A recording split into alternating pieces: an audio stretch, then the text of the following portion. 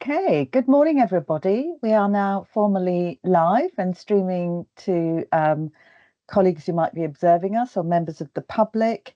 So warm welcome to our first meeting of 2025 for our trust, Northamptonshire Healthcare NHS Foundation Trust. So particular welcome to any governors who might be observing us today, indeed members of the public, and a reminder that the meeting is being recorded and will be available for viewing afterwards. And although some of our governors aren't able to watch it live, they do often watch parts of the meeting at least on catch up, which is always a helpful facility. So just to remind colleagues about that. Particularly pleased to welcome Duncan Orme, our new non-executive director and audit chair, to his first meeting, his first formal public meeting. So welcome, Duncan. And I see Louisa's joined us, who's going to be sharing the patient's story. Welcome, Louisa. And I will properly introduce you shortly when we've just gone through a little bit of our sort of earlier items that we need to cover. So just an apology for absence from Dave Mayer. He's our Deputy Chief Executive and MD. Angela will be with us very shortly. She's just gone into a national call that was added into her agenda this morning. She will be just held up very briefly, but I think it's all linked to the briefing we've just had with the Secretary of State and NHS England. So she'll be with us very shortly. Declarations of interest. So we obviously have our register available for the viewing by the public, but can I just check if there are any specific interests in relation to items on the agenda today? Okay, I'll take that as none. Thank you. So the minutes of the last meeting, which is paper A, are colleagues happy that the minutes are accurate? Everyone content? So we'll sign those off. I apologise that I was not able to attend the last meeting. I think it's probably the first public meeting, I think, in my whole time as chair that I've probably ever missed. But we were called away to a national engagement event, so hence I was there. But I'm sure that Julia managed that meeting exceedingly well based on the feedback. So thank you, Julia. So any matters arising from the minutes, and if not, just check the action sheet. So that's paper B. I think one of those actions is not due until May. So unless David wants to comment on that, I don't think we need to worry about that at the moment. There are a couple of things around quality and safety items to be added to the work plan. Julia, are you content that those are in hand for you to consider in due course? So are you happy for us to take that off the action sheet rather than keep it there? And if you can update on those items back through AAA. Great, thank you. So we'll close those actions off, if only because I think we know that they're going to be picked up through Q&S. So that covers what's outstanding on the action sheets. Is there anything on the forward plan, paper C, that anyone would like to query? If not, delighted to move on to our patient and service story, which is about 0 to 19 services. I'll ask Anne to introduce it. Thanks, Anne. Thank you, Krishni. Well, I have the great pleasure of introducing Louisa, who's our head of service for 0 to 19 services in the county. As we've all heard in different reports, there's been a lot of activity around how 0 to 19 services are provided across county and how our two councils are plan to enact that in their own localities, which obviously has been quite a change for us because we previously were very much a county-wide one service. And we've just watched Louisa work through this, and myself and David were talking about, you know, the relationship building, the sort of the working in partnership, in the different ways that the two councils have wanted to work has been phenomenal, and just really Louisa's always kept in the front of her mind what that means for the patients and the families that are in contact with these services. So we just thought it would be really a good example of that sort of service and impact to families that we'd like to share today, and for Louisa just to kind of share her journey in that, and how that's developed, because it has been, I think me and David noted, it's been amazing to watch how that journey has been navigated and developed to such a positive way. So I'll hand over to you, Louisa. Thank you, Anne. Well, I feel like we've got a lot to live up to now in the next 10 minutes. Lovely to see you all, and thank you all for inviting me to share this journey and this story with you today. So Richard, I think, is going to share a few slides for me, which will just sort of take us through the story. It's not going to be death by PowerPoint, so don't worry. Is that okay, Richard, just to start sharing? Thank you so much. So, as Anna said, I want to just share with you in a few minutes the journey over the last year or so of working in partnership with service users and with our councils in both West and North Northamptonshire to co-design the new 0 to 19 service models. So that's what I'm going to do for the next 10 minutes or so. Richard, if we could just move on to the next slide, please, that would be great. So Anne's already touched a little bit on the background of how we've got to this, but I just want to go through, for those of you that aren't so familiar with what 0 to 19 means and what we do in 0 to 19. So it's a bundle of services that includes health visiting, school nursing, specialist infant feeding, children's weight management, the Family Nurse Partnership and Tiny Steps programmes. And those two programmes are specialist intensive programmes for first-time young parents. So the Family Nurse Partnership works with first-time parents under the age of 18, and the Tiny Steps programme works with first-time parents under the age of 24. The slide hasn't moved on for me. Has it moved on for anyone else? Ah, there it is. There it is. So there was a decision last year that 0 to 19 in its current form, which is a county-wide service delivered consistently in the same way, would be disaggregated in line with the unitary authorities, North Northamptonshire and West Northamptonshire, and there would be two distinctly different commissioning models from April the 1st this year. And that's been done differently, as Anne alluded to, by North and West, which I'll just talk you through in the next slide. So thinking first about West Northamptonshire, they decided that they wanted to recommission directly with us, that we have delivered over many years in 0 to 19 in West Northamptonshire, and they approached us to suggest a partnership agreement using a Section 75 legal framework. So about May last year, we set up a partnership board and delivery group between NHFT and West Northampton Council to really start to develop that partnership and think about what that would look like and what a new service model would look like. They were clear they wanted to do something very different, and they wanted to move away from a traditional commissioner-provider relationship with us. And if I'm completely honest, I will own up that I was a little bit sceptical about how that would work at the beginning.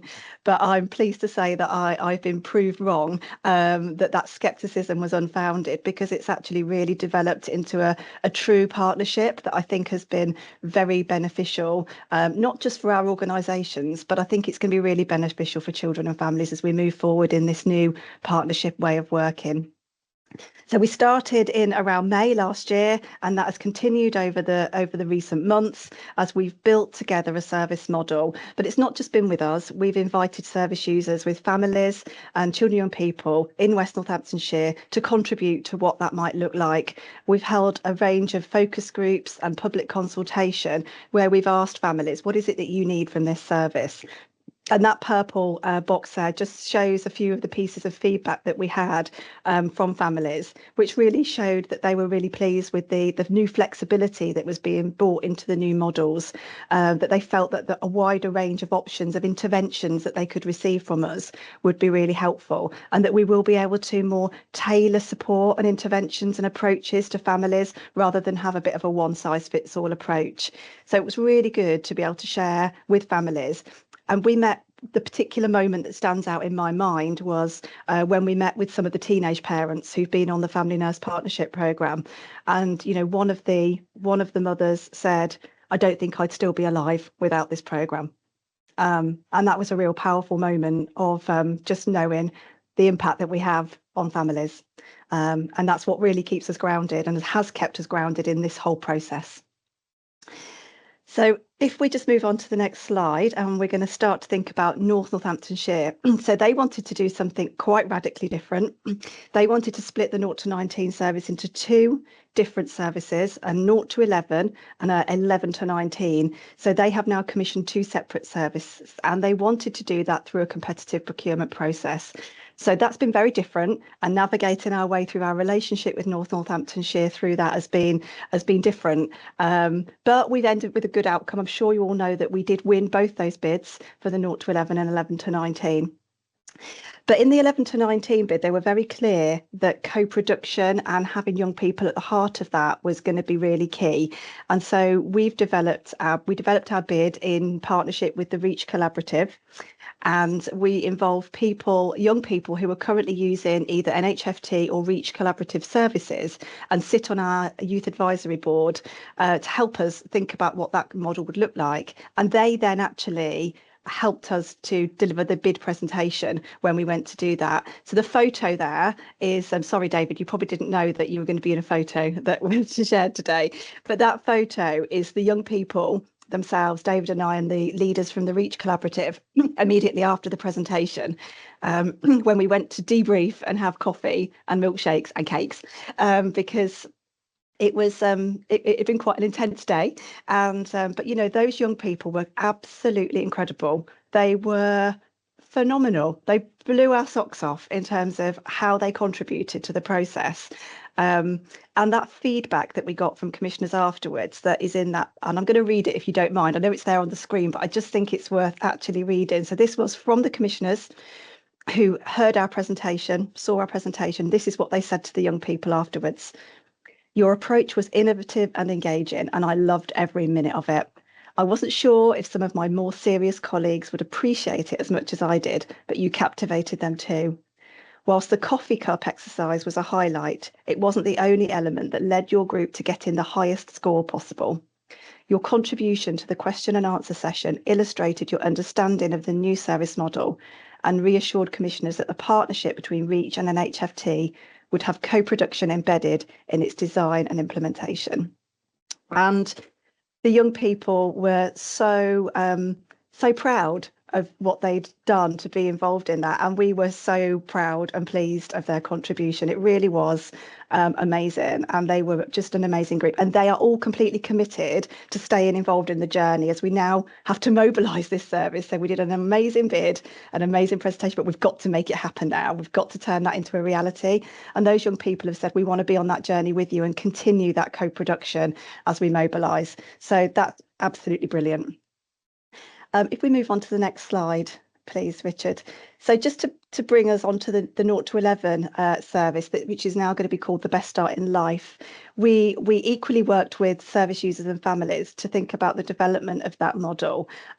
We didn't really feel taking babies into the presentation would work quite as well. So we actually went and did some filming with families and asked them to talk about their experience of their stories, really, you know, their experience of using our services and what they felt they needed for services going forward.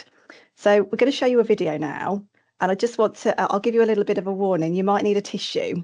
I did when I first watched this back, because for me, this is everything that we are here for. This is what we are here to do, to make this kind of difference. So you're going to hear from Kaylee and her little boy, Ren, who's a real cutie, by the way. He'll win your heart. And Kaylee has been on our Tiny Steps programme. She was a young mum and she'd had some really challenging issues in her own childhood, which meant parenting her child brought some challenges. She engaged really well in our Tiny Steps programme, and it's made the world of difference. She describes that it has broken a kind of a generational pattern of parenting, so she can make a difference now for her child. So I'm going to stop talking and I'm going to let you listen to Kaylee's story.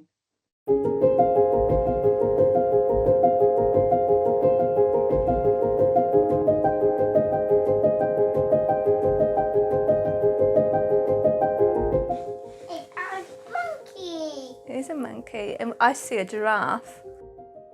I'm Kaylee and this is Ren. Oh no, I have food Elijah. It's okay. He's 2 years old. He'll be 3 next May. He's very cheeky. He's very loving. No, it don't eat cereal. I didn't eat it. He's funny. He's very mischievous and he likes cars and the outdoors. He's just a normal, happy child, really. So I heard about Tiny Steps when I had my health visitor visit, and they come round and visited and they explained to me about the programme. And in the Tiny Steps programme, I learned about baby attachment and baby development and... Oh no. no. And how to bond with your baby. No, that's not Puyo. I'm sorry, I don't understand. I learned about baby brain development and positive attachment with your baby. And I learned like a whole different side of parenting that I knew that was there, but I wasn't sure how to access it.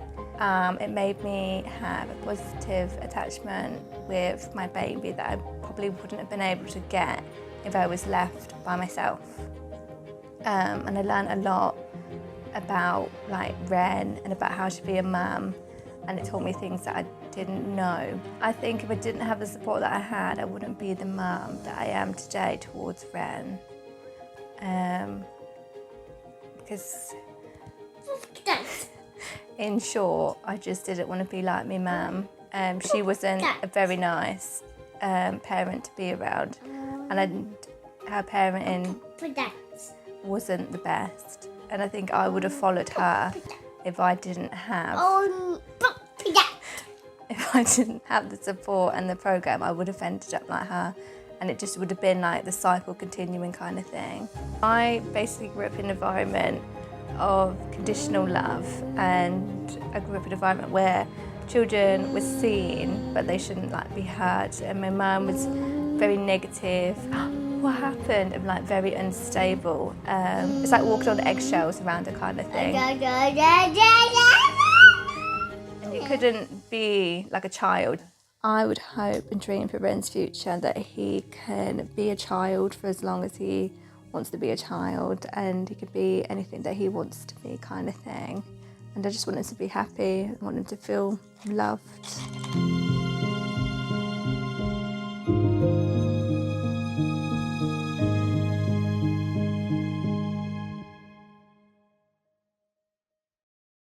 And I think, you know, that for me is what it's all about. You know, we are here to do that, to help families make a difference so we can change those generational cycles and we can help children in the future have better outcomes.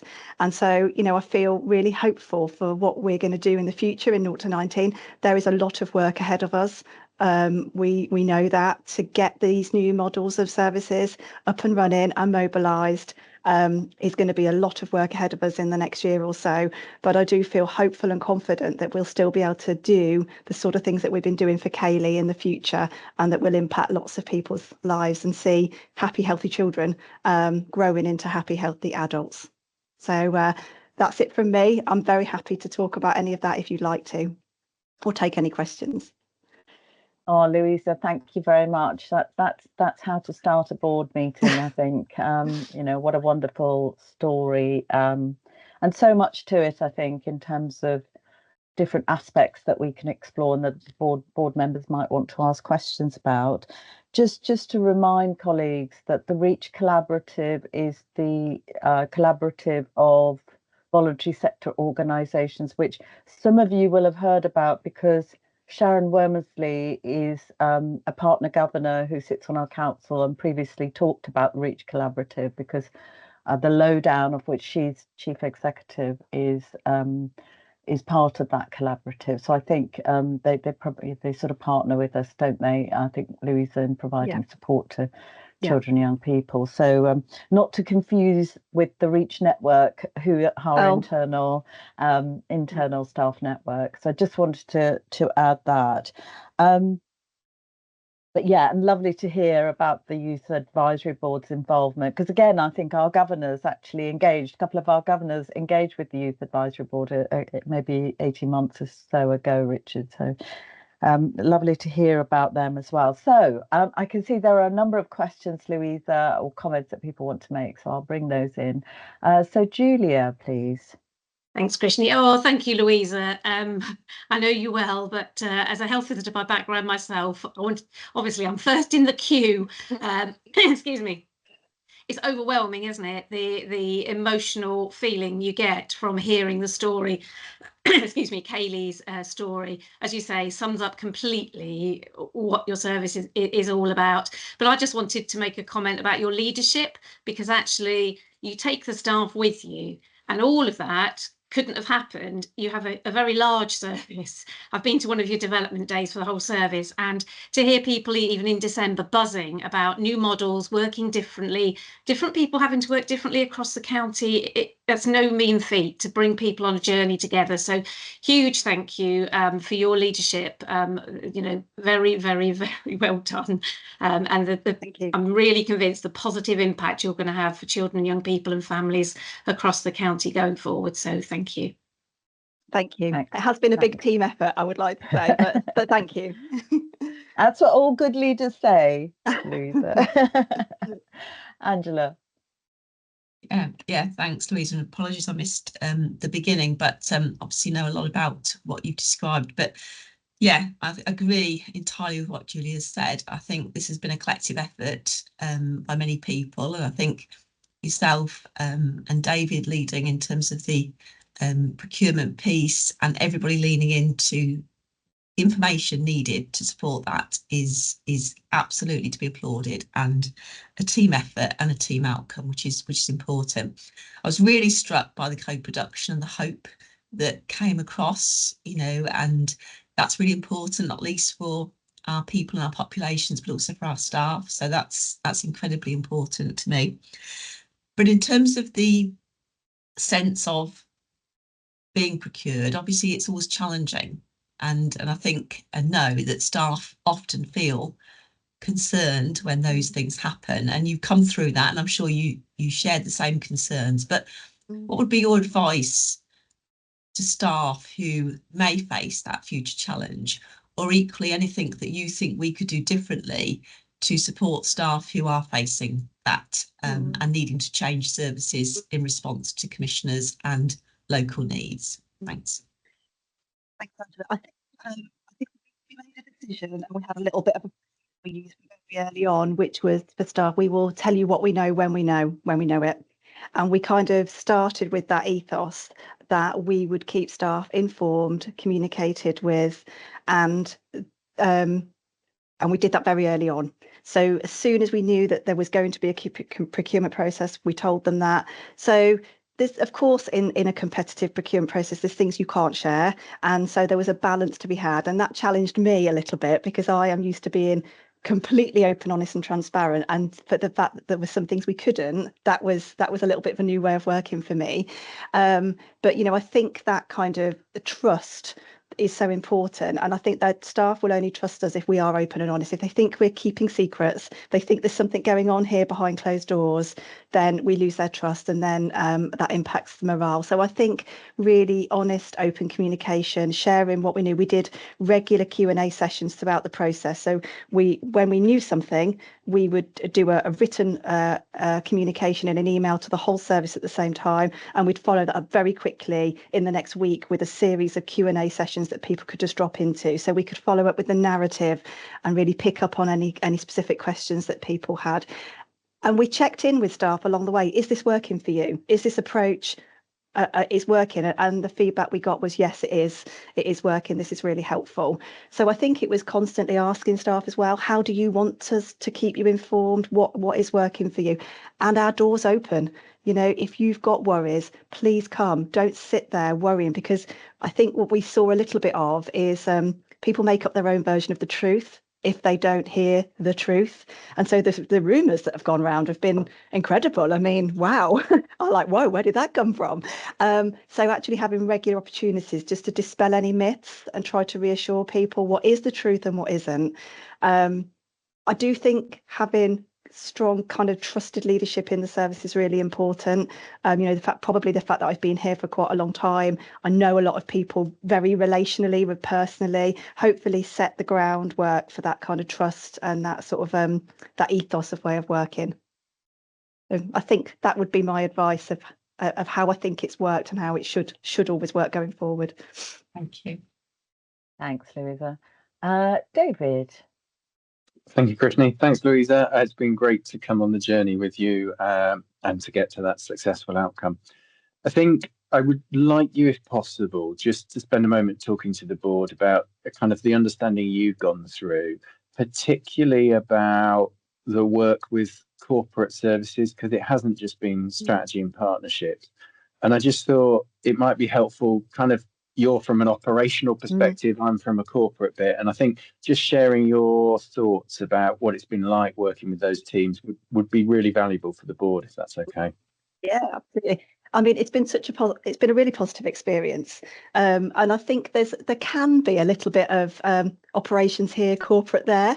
It may be, but actually this has truly been a team effort. You know, throughout the process, we had the regular touch point meetings and everybody came to those. So we had, you know, people from comms, estates, HR, finance, quality. So actually to bring every piece of that puzzle together regularly and to communicate, it's relationship again. And I know I mentioned that in the last question, but I think so much of our success has been about relationship, being able to, as a bid team, form a proper relationship as a team where we genuinely felt that we could pick the phone up to one another, discuss things with one another. And I think it overcame a lot of barriers, actually. And I think it enabled us to put the best quality bid in that we could. And for me personally, it has been a really positive experience. It's been lovely getting to know some corporate colleagues much better. It's been really interesting to find out the workings of some of the corporate teams that maybe in operations we don't know about so much in a granular level. So really enlightening and really positive, and lovely now to have lots more relationships with people across NHFT that I wouldn't have had before. Louisa, thanks. Truly inspirational story. And not for the first time, Angela's stolen the first half of my question, because I know how stressful bids are and how you have to take everyone with you. And the whole piece around collaboration and co-production was really inspirational. But you talked then about how people are going to continue to work with you. And what I'd be intrigued to know about is, what are your next steps about leading the team through this process? How do you keep that? Because going through a bid has a real adrenaline rush and you come off the back of it and everyone pats each other on the back and says, well done. But then there's the maintenance of that enthusiasm as we continue to operate. Can you just talk a bit about that for us? Yeah, please? Absolutely. And I said to David quite a few times throughout the process, I think the bid's going to be the easy bit. Actually making it happen if we win it is going to be the hardest bit. And I maintain that as a position, because this sort of scale of change and transformation that we're going to need to see in the services in the next sort of year and beyond is quite huge. And I don't underestimate that kind of scale of change and transformation. You know, when you're taking a large staff group through that, is going to be really challenging. With any change, there'll be people who I think are very excited and bring it on, and there'll be people that are really anxious about it. And I think that we're going to need to really spend a lot of time with staff, helping them to understand what does this really look like, helping the vision that we developed in the bid, really making that come alive to the staff on the ground. I think from a vision perspective, I think people are bought into it. I think people can see why this is good. I think the challenge will be when it impacts them directly, when they need to work in a different way, when maybe their role looks slightly different going forward. So I think we just need to keep the sort of I think that open, honest conversation, the regular dialogue, the keeping people informed, helping people feel that they've got a say in how this can happen. And I think compassion through it all. I think, you know, there are going to be some tough decisions and some difficult things to do, undoubtedly. But I think we need to make sure we do that with absolute compassion at the heart. These are our people. These are part of Team NHFT. And we might have to do some difficult things, but I think we need to do that with compassion and care and keep well-being at the heart of it, and try to our very, very best to take everyone on that journey with us.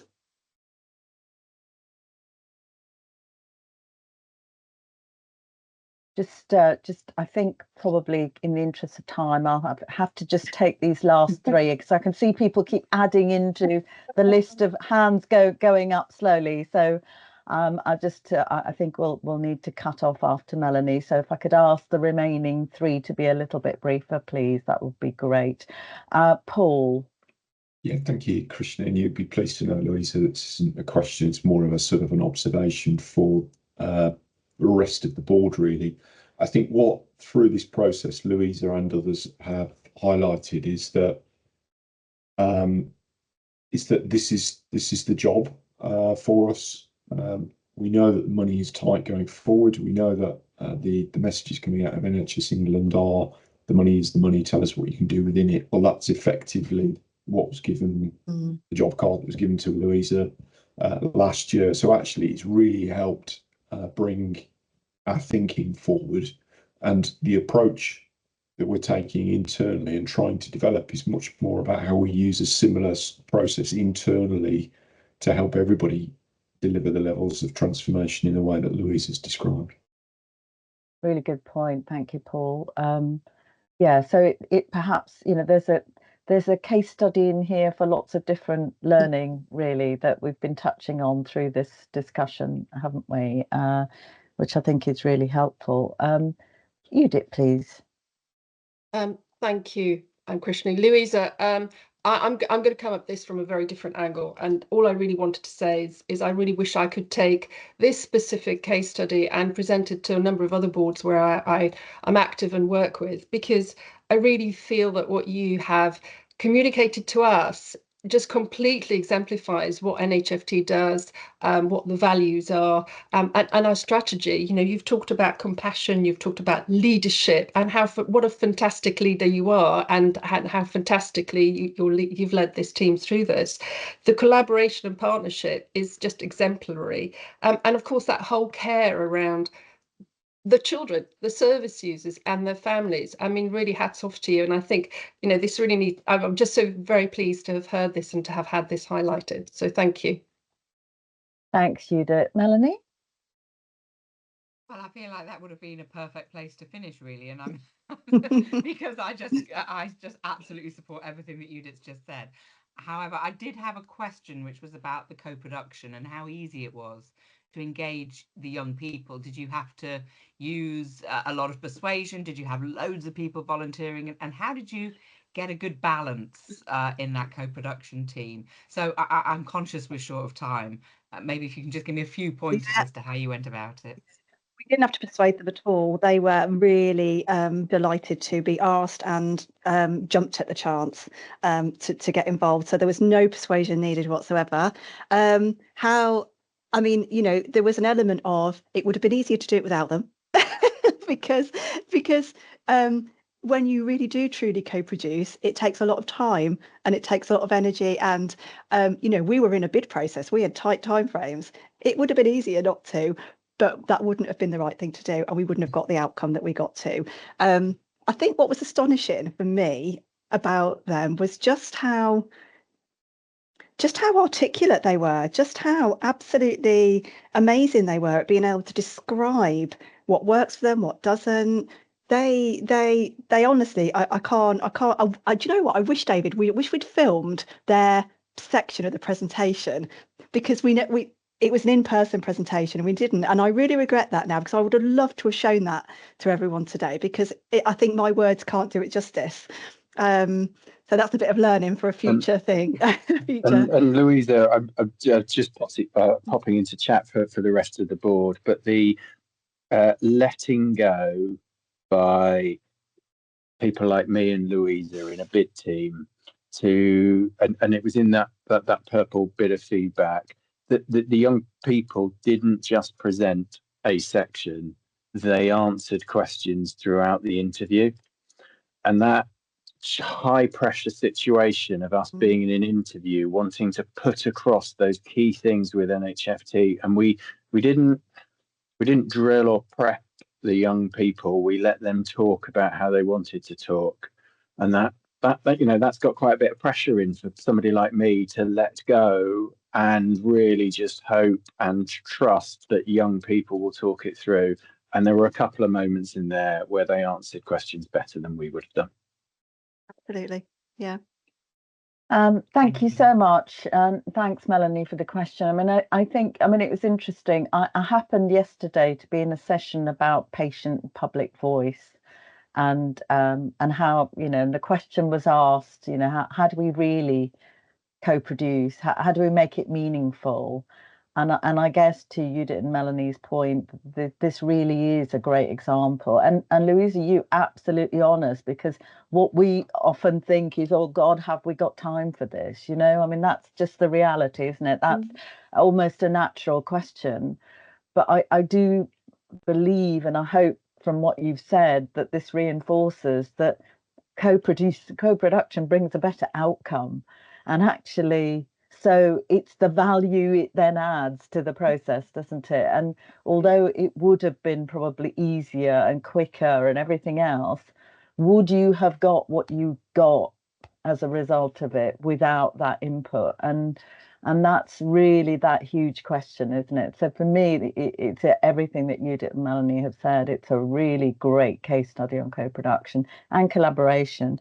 And actually, I think, Louisa, the last time you and I happened to meet was in an awards ceremony in Leicestershire, wasn't it? Because you were actually jointly up for an award with your LPT colleague for group collaboration as well. So, I think there was some learning, wasn't there, from between the two organisations as well. A huge amount. That has been so brilliant through this process. Colin, my counterpart in LPT, he and I have really developed a really positive relationship and really working quite hand in glove now in terms of leadership of the two services. And it's been so helpful, really, really brilliant to kind of share, because we've all got similar and different challenges, and to share and learn from one and each other is really, really great. Yeah, so that's kind of another, really important angle to this story. So I think it would be really lovely to look at how we kind of, make this shareable. I think the slides are a start. The video is fantastic. I'd love to share that with governors, Richard, if we can, even just to circulate to say these were Louisa's slides from the board meeting. We encourage you to watch the board discussion because it's a really great example. But I think if we can think about how we can create more of a story around the co-production and collaboration, I think this ought to go national. I think this is one for national consumption and learning, because there's so many really important messages. So thank you so much. Please pass our thanks to everybody involved and the whole team. And good luck with the rest of the journey. And, tell us if you need support from us, as I'm sure you will. But fantastic work and great to have you here. So thank you for joining us. Thank you for inviting me. Thanks. Nice to meet you all. Thank you. Thanks, Bye-bye. Louisa. Bye. Bye-bye. Right. Well, that, as I say, was a really kind of powerful way to start our board meeting, I think, and really positive for the reflections we might have on that through the course of the meeting. So we move on to the risk section of our board meeting today. And just a reminder that the integrated assurance report, which used to come in this section, has now been moved under the people section of the agenda because of the changes we've made to the committees and agreements we made around that. So the focus of our risk section here is really on the BAF, which is paper D. So over to you, Richard. Thanks, Krishna. Good morning, everybody. I'll just draw out 3 points, I think, from the paper today, and then happy to take any questions or comments on the report. As we were just hearing from Louisa, the success with our 0 to 19 service and indeed also our sexual health service has meant that we are able to achieve target risk score for the BAF1, which relates to the developing partnership area of our strategy, which is a great news, and you'll see that reflected in the current assessment of risks within the pack.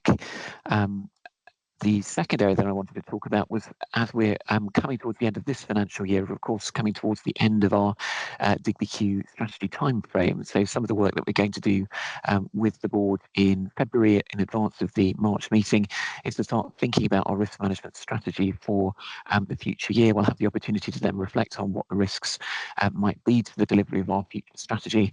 So we'll then be coming back at a subsequent meeting with a refreshed BAF in the new financial year.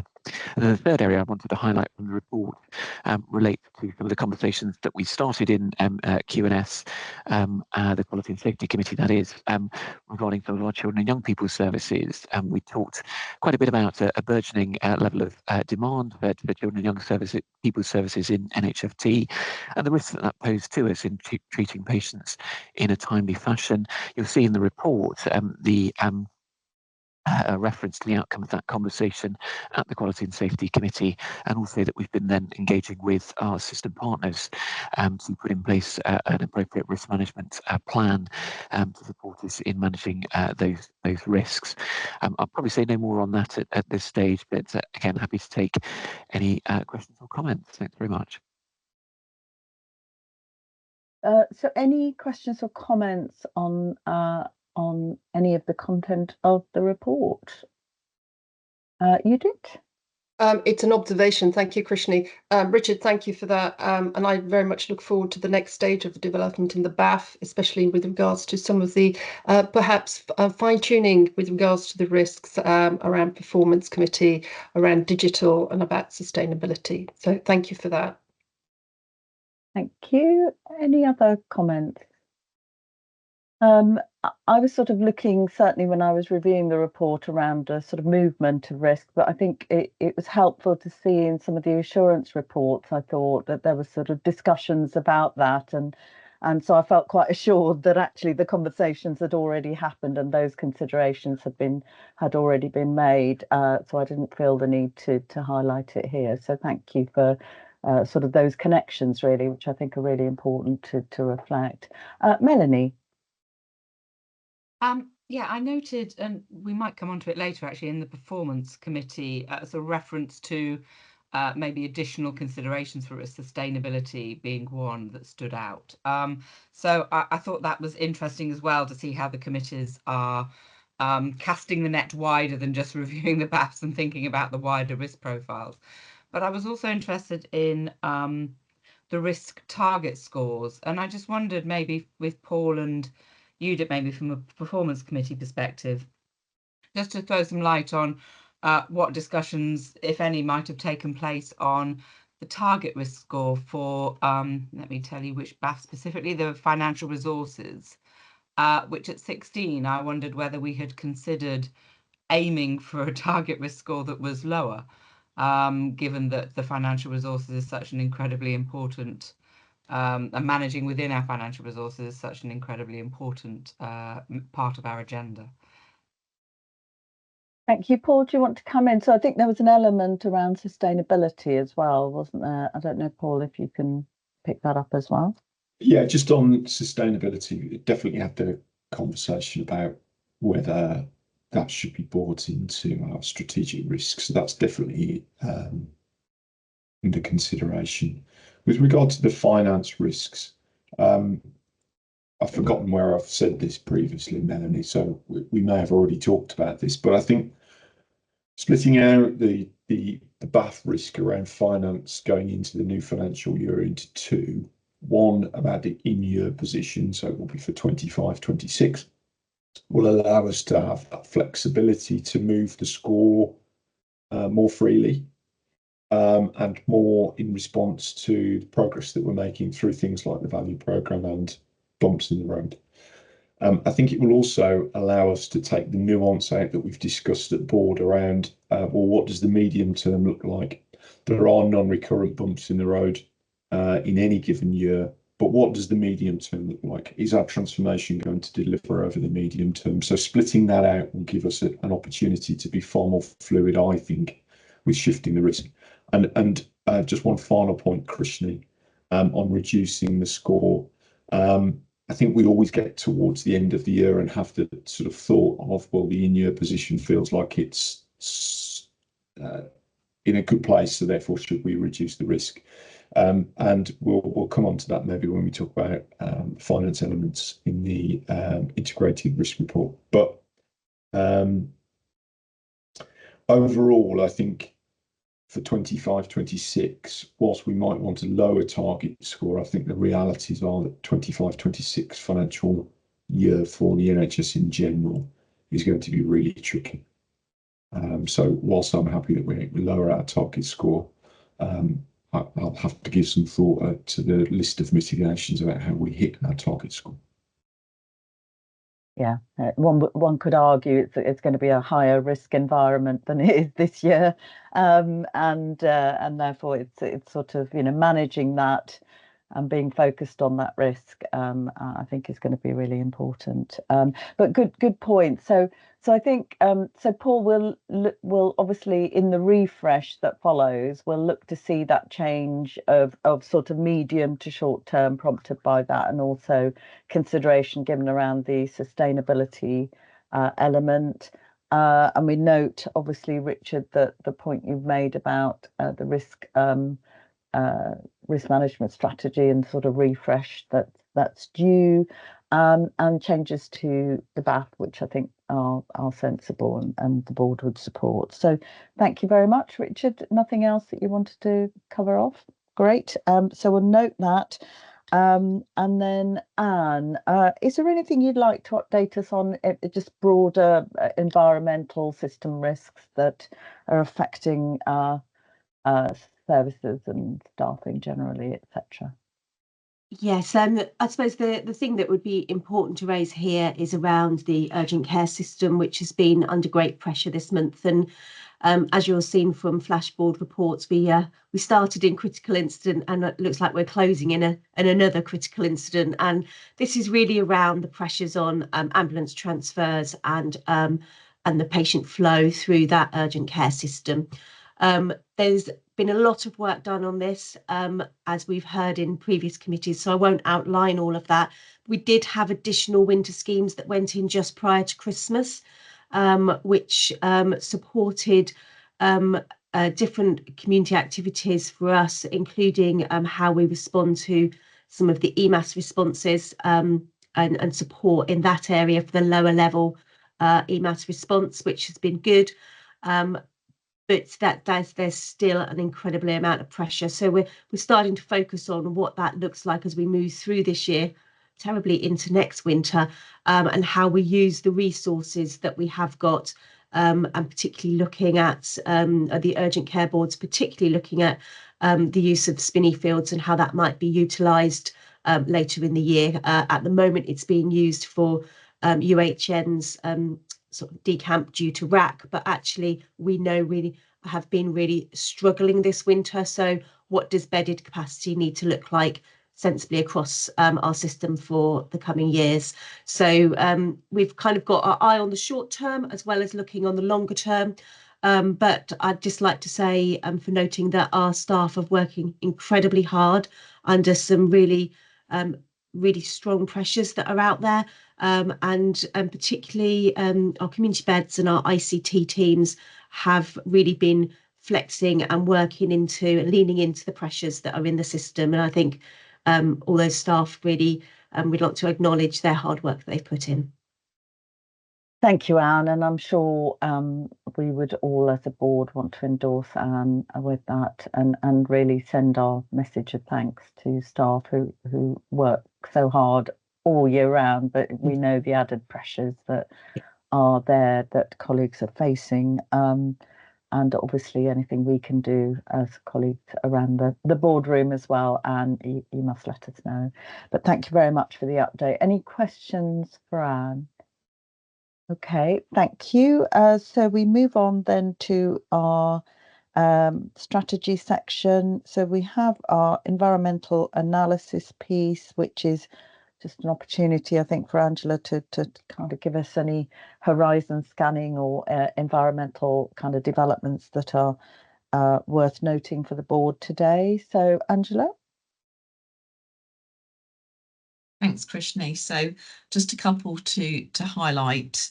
We are expecting the NHS mandate and the operational planning guidance for 25-26 today. So that is, we've been waiting for that, but we do now have an indication that that will be coming towards us. So that's a really important document for us as an organisation and as a system.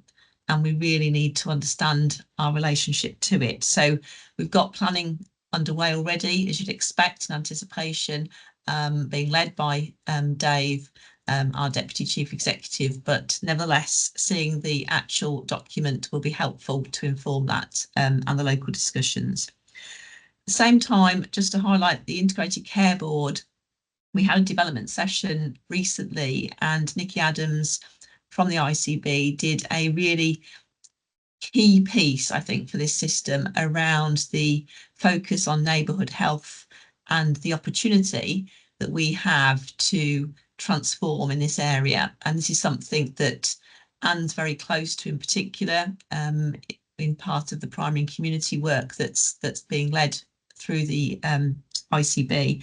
But I think it's really important to link it to the planning.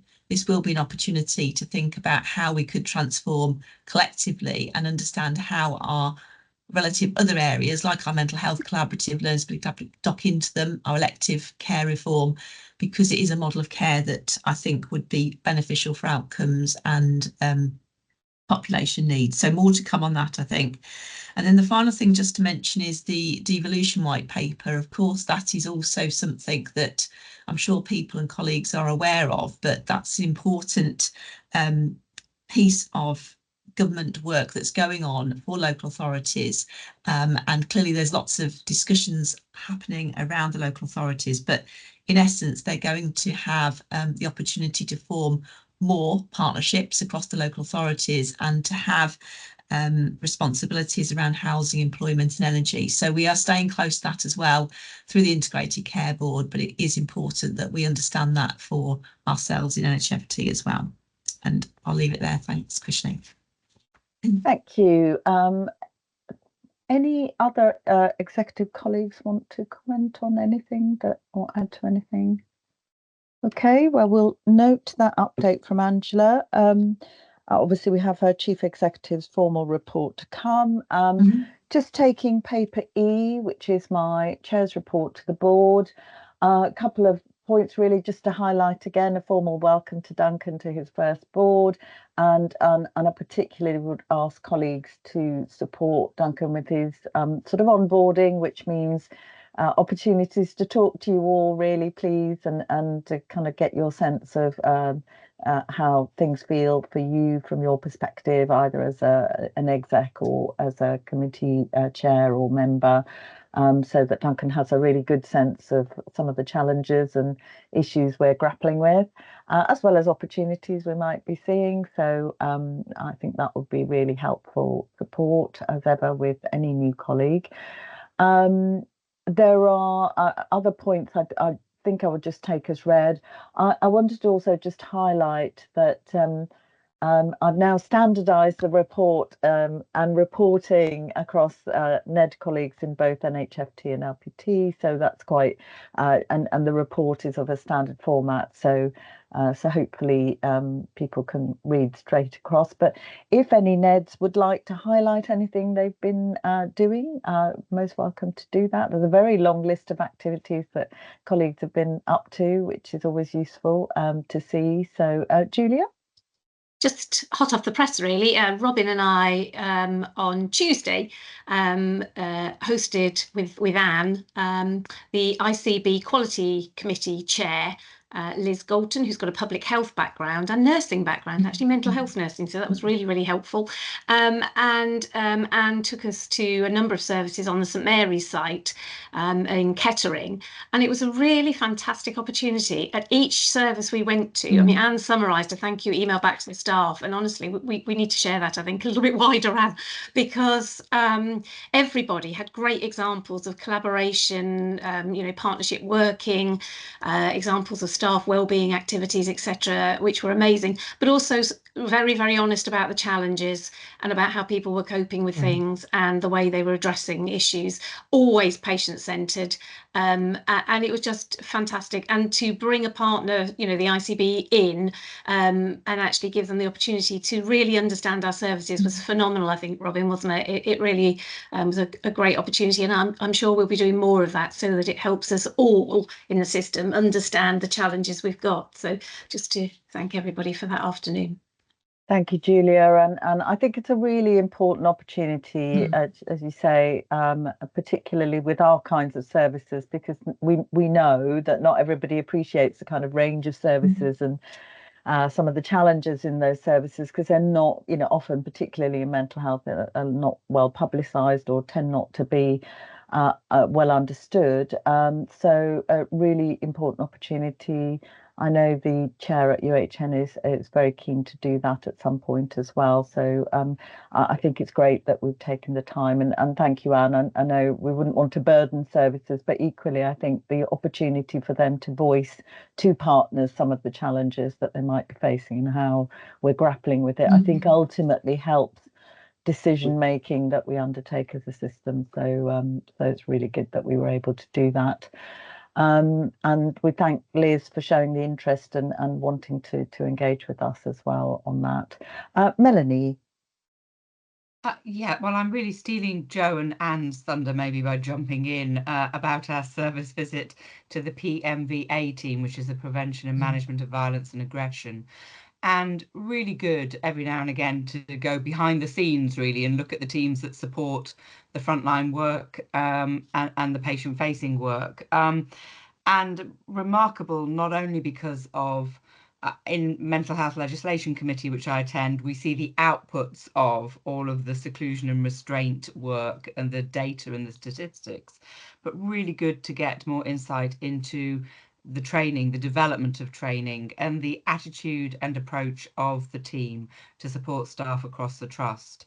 And the one particularly remarkable comment, I think, was around their attitude to recruitment and a really values-based approach to recruitment, recognising that staff face into a lot of really, really difficult situations. They themselves are coming with a whole range of context and issues that they might be managing, and a really people-centric and value-centric approach with compassion at the heart of it in how we train and support staff to manage often really acute patients in the best possible way. So just a great service visit. Thank you. Thanks, Melanie.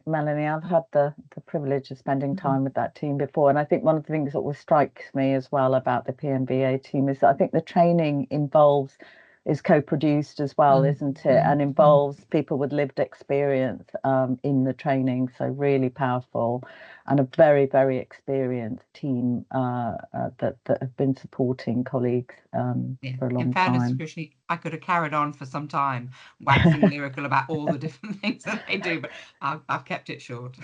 Thank you, Melanie. Thank you. Right. Yeah, well, I've started something here, so let's get a few more comments and we'll finish at Tim. Robin. Just to go back to the visit by Liz Galton from the ICB that I was involved in with Julia and Anne, what we were able to showcase was really high quality services. And I think that's important to say, that something like the diabetes foot care team really exemplified so much good practice in terms of what they're doing to do with research and audit and money saving and effectiveness and outcomes and staff training and so on. It was a really fantastic showcase for what we do. But it was also particularly important to put that into the wider system context. And that was part of why it was so useful, so that Liz could see how the work that they do balances up against public health work, the work of the acutes, and also GPs in particular, and indeed highlighted some of the pressures that they're facing as a result of the GP work to contract issues. So it was a really insightful visit for her in terms of the system aspects. Thank you, Robin. And I think that the wider impacts of some of the services, I think it's really important to understand them in context, isn't it? Because none of this is done in isolation. And it's reinforcing value, isn't it? Because there's always a risk, I think, that under financial pressure, we make choices about what we prioritize, not understanding the consequences of sort of judgments we might make and about sort of, you know, what we can afford, etc. But we also have to ask ourselves, you know, the impact of some services particularly and how they might in fact avoid you know, challenges in the future for patients, etc. So really important. Judith, please. Thank you, Krishni. I'm going to focus on a little bit more of an outward-facing from the trust viewpoint. I very much value the webinars that I attend from NHS providers and the Good Governance Institute, and I just really wanted to highlight a really invaluable not just policy updates, but the really valuable stories that you hear from other trusts as to what can go wrong, what has gone wrong, how it can be fixed, best in class, worst in class. It's a really fertile ground for not just making links, but also for learning. And the plug is for the 18th of February, when we're going to NHS providers are going to be talking about risk and BAFs and what we do in the current environment. And I'll be chairing it. So please do sign up. Well done, Judith. No, always good to engage in these opportunities, and in fact I've just signed up to do an NHS Providers Governance Conference. I should be one of the doing the sessions on board leadership on culture, which I thought I could talk about based on some of the examples we've been discussing. So that's coming up as well. And I think it's really important to use the opportunity to share. So yeah, very, very good. Linda, please. Thank you very much, Krishna, and good morning, everyone. I just wanted to mention that on the 13th of January this year, I had a visit from Maria Lafan, who's the Chief Nursing Officer at the ICB. So she came over to Berrywood. She did see some exec colleagues who were there in the exec corridor, and then we had a visit to some of the wards at Berrywood Hospital. So what I wanted to highlight was that as we went round, we didn't go to all the wards, but actually they wanted us to come to their wards. So we started out at Harbour, our mixed ward, and actually there was a really good discussion of how we manage males and females, because you can't always predict that you'd have the same number of males and females. We then went to Bay Ward, where we've got female ward, and actually just those discussions around the support into some of our female patients who may be pregnant. There was good showcasing of management of physical health for our patients. And actually, there was so much with the patients wanting to actually speak to us. And the last ward we went to, where we just could not leave, was the Burrows. We had one of the young people actually come and sit down and talk to us, sharing her plans to become a solicitor, really positive about her inpatient experience and recognizing how the staff have been supporting her. What was also mentioned to Maria was the staff saying that they really feel supported when there's been a need to increase staff. Actually, that's not been a question. It's not been something that they've been worried about, which when we came away and we were having our own conversation, she was saying, this is really good to hear. So it's not like people are just requesting additional staff because they want it, but actually there was a real rationale. There was the good team ethos that we saw, and actually that willingness to discuss challenges and how those challenges are being mitigated, managed, and actually the overall support of management and senior management, the recognition that a lot of the directors do come around just to check in with staff. So it was a really positive visit, and we've got other areas that we'll visit throughout the year. Thank you. Thanks, Linda. Another good example of engaging, I think, with our partners and colleagues. And finally, Tim. Thank you. Yes, I mean, you can't help but be inspired by what staff are doing when you do visits. I think it's absolutely incredible. But there's a recurring theme, and it's just around it. It was similar to the conversation we had around bids. That the staff also listen to the press, stories out there about how hard it is in the NHS. And while the executive carry a lot of that burden, it does always filter down. And I think we're doing a really good job of telling them where we're up to and what's going on. But there is a constant nervousness. And I think it's really important that we carry on the good work about reassuring staff about what we're doing about it, because they do worry about future recruitment. They do worry about vacancies being filled. There's an awful lot of concern about their patients and the outcomes for them. And they're carrying that burden. I think it's really, the onus sits on all of us to reassure them that we have a good strategy, we have a plan, we're focusing in the right areas, but we can't ever forget that communication because it will rub off on them. It's important, Tim, and it's a really important responsibility for all of us in our visits, isn't it, to kind of be real, but also be supportive and able to reassure them about, as you say, the plans and strategies we've got.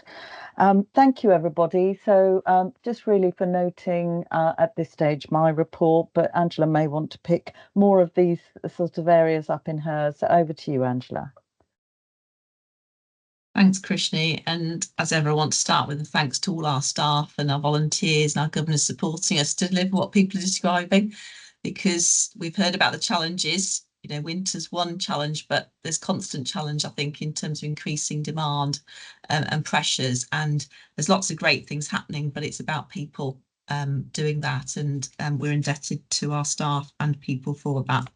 So just a few things to highlight, because I'll assume it's read, but just a reminder that vaccinations are still important, and it is a way to stay safe and important, I think, just to take that opportunity if you haven't already.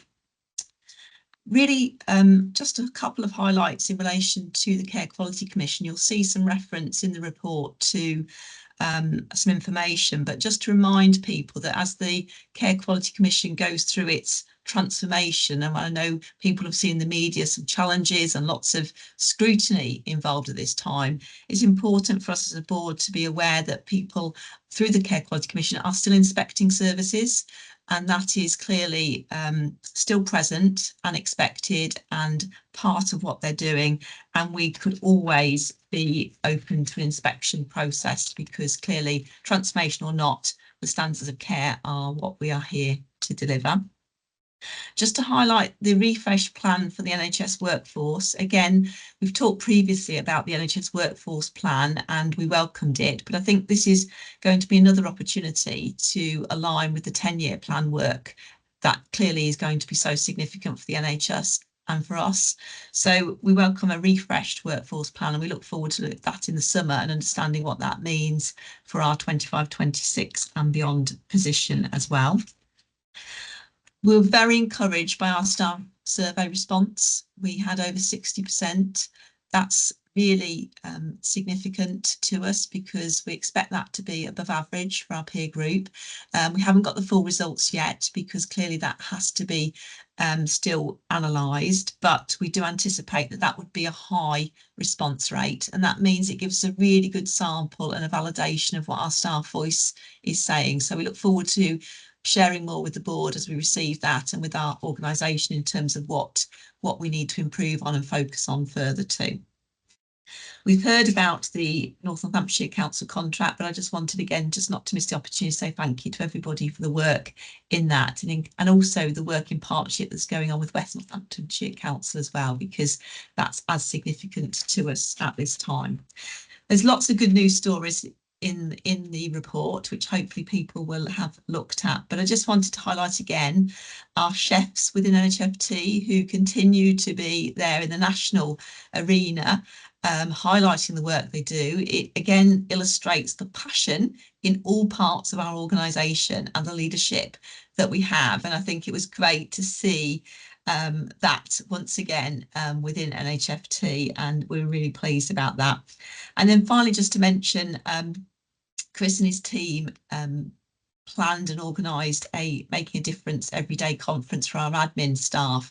I was really privileged to go along to that, to talk at it, but to also be part of the conversations. It was really great. People wanted to come together. They really benefited from coming together. And I think what we came out with was a lot of ideas and good practice and sharing and learning, which is again another community practice that I think will bode well for us in the future. So I'll leave it there. Thanks, Krishni.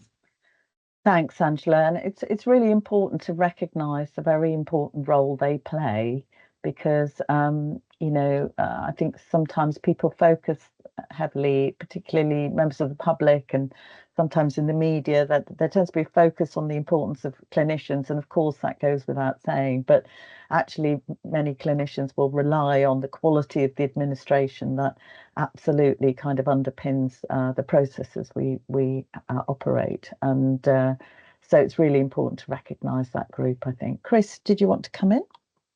Yeah, I just wanted to build on what Angela said, is that, we had sort of about 150 to 200 staff in 2 different sessions.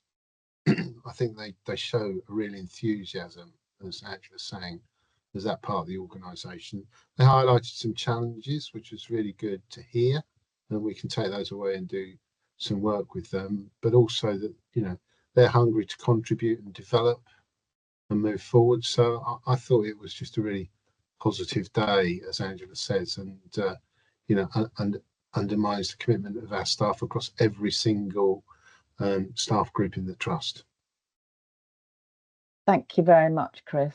And I would commend, if people haven't had a chance to watch, it's fairly short, but the highlights reel for 2024 is, if you need another kind of boost, another sort of injection of positivity, then the highlights reel was great to watch. It literally was kind of a looking back on 2024. So the link is in Angela's report, and definitely worth having a look at that. So any other questions or comments regarding the report? Otherwise, we'll just take note to the report and thank Angela for the update. Thank you. So we move on then to the integrated performance section of our report, of our agenda. So first of all, Judith, please, for the assurance report from Performance Committee. Thank you, Krishni. I will take the AAA report as read. It's quite a fulsome report. I will just wanted to highlight a couple of things. Firstly, we have nothing to raise to the board under alert. However, as usual, we are advising our month 8 financial performance position, which, although has made some very positive improvements, still runs in a slight deficit in relation to our targets.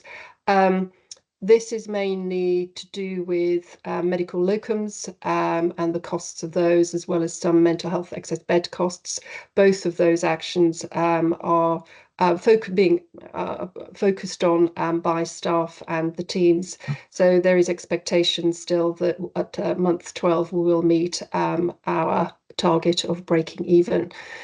In addition to appearing under the advised heading, finance also appears under celebrating outstanding.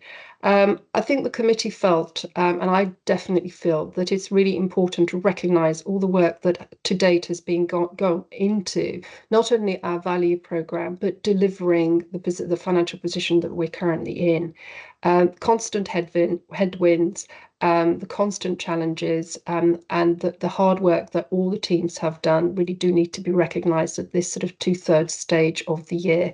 So if I may just point that out under in our AAA report.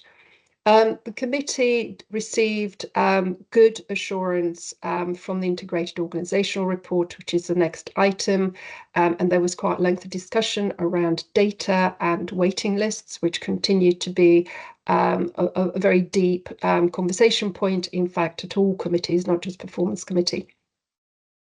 We also received good assurance on the BAF, and we've already discussed the two main topics of discussion, which was around splitting out the finance BAF risks into 2, the short term and medium term, and also on looking at a slightly broader type of risk in relation to sustainability and also digital, not only to match in with our perhaps the new strategy coming down the path for an HFT, but also perhaps to reflect the broader NHSE longer term plan.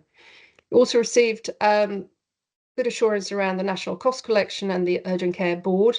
And we also discussed the Group Value Programme and the refocus on that for the next financial year. Finally, there are other reports that don't quite fit into the AAA, but I've added them in anyway, which is really an excellent report from Richard Smith's team, from the governance team around the Performance Committee assurance, which is something that's going to be discussed at our next Performance Committee workshop, just to see how we can continue to improve the reports that we are receiving and also continue to improve the assurance around some of the terms of reference points that the Performance Committee looks after. The other improvement points is the receipt of AAA reports from other committees that Performance Committee sees, and the Performance Committee workshop, which we've had another one on the 5th of December, and the summary to that has been included as an appendix to the AAA report. We had two major agenda items. One was to hear from the NHS benchmarking team. So that was an external presentation, which was very well received and attended by team leaders from across the trust. And also a presentation from Janine Joseph from the finance team around midterm financial planning and forecasting, as well as the value programme, where we were able to discuss stress testing of the midterm financial plans. Both the NHS benchmarking and also the financial plan discussions very much focused on the importance to meet complete, accurate and timely data for as a trust, so that we can rely on the trust that the data that we have for reporting and forecasting purposes. But it was I felt it was a very interesting and in-depth conversation that we're able to have. And we also have a new workshop coming up next month. I will leave it at there. I'm really happy to answer any questions. Thank you, Judith. I wasn't able to well, I actually wasn't able to attend the first workshop either, but I did watch that one back. So I think just to remind colleagues that everyone is encouraged, all board members are able to attend those workshops, and the invitations are open, I think, Judith, aren't they, to everybody, because they're not formal committee meetings, but certainly I think that, you know, the first one I observed, it was really interesting, and I enjoyed watching the conversations back. Even better it would have been to be a part of it, but unfortunately I couldn't attend on the day. So any questions or comments? Duncan, please. Yes, just a comment, if I may. First of all, this was my first meeting on joining the trust, and Judith and others made me feel most welcome. I was just going to highlight the work that Paul's team had done on costing, and in particular highlight, Paul, the conversation we briefly had about the opportunities that's going to bring us in building further value from the services that we have. So some really good work there to the team, and thank you. Thanks very much, Duncan. That's really good to note from you. I wondered if I could just ask a question. I was going to raise it under the integrated organisational report, but as Judith has mentioned, data and sort of data quality, I think, reference. I happened to attend a session that was organised by NHS Confed around waiting lists and the expectations around sort of much more public reporting and scrutiny of waiting list management within community and mental health services. And a general point, so not specific to NHFT, but general point was made that nationally they're seeing significant variation in the data that's being reported from the full, you know, the pathways of data that we're analysing. And so it's raising questions about data quality and the approaches to patient tracking that we need to have in place across our organisation. So, and I know we've had a data sort of waiting list and validation team for quite a while, haven't we? But I just thought it might be, I think all the chairs on that call, and it was all chairs, we all went away and said, right, we'll just ask that question to make sure that we're comfortable, that we're doing everything we need to, because clearly there are some organisations in the groups of data that's being reported where the data is showing so much variation. There are some questions around it. So, Anne? Yes, and sorry, I jumped in, Judith. Did you want to come in first on that? You're okay for you? As I think we are very fortunate to have a dedicated data validation team for some time. Lots of organisations are getting them, but we've almost been able to develop them and embed those practices. And we've got a very, hopefully we've seen in some of the workshops, quite a comprehensive system in how we review, analyse, have our data validation points, and it doesn't all happen in the team. It's the relationship with that team, with the operational managers, so that it becomes part of everybody's business all of the time. And people actually, if they don't get their data validation lists at 9 o'clock in the morning, they're expecting them. People are ringing in saying, I haven't had my list. It's part of what I do. And so you're starting to see that culture that's shared, because you couldn't have it all in one resource. But what the resource has allowed us to do is to have the structure to review and to be able to bring out areas where we've got to deep dive in and understand. So, for example, I just was on a call before here. We've deep dived into acute liaison, how that's monitored, looked at how the system pulls the data. Does that reflect what the team are doing? Where are the data? So we're able to, with our systems then, to deep dive into areas to make sure that we can test and ensure that we're getting the quality. And when it's not right, and there's something that's not right, we can then amend and then test again.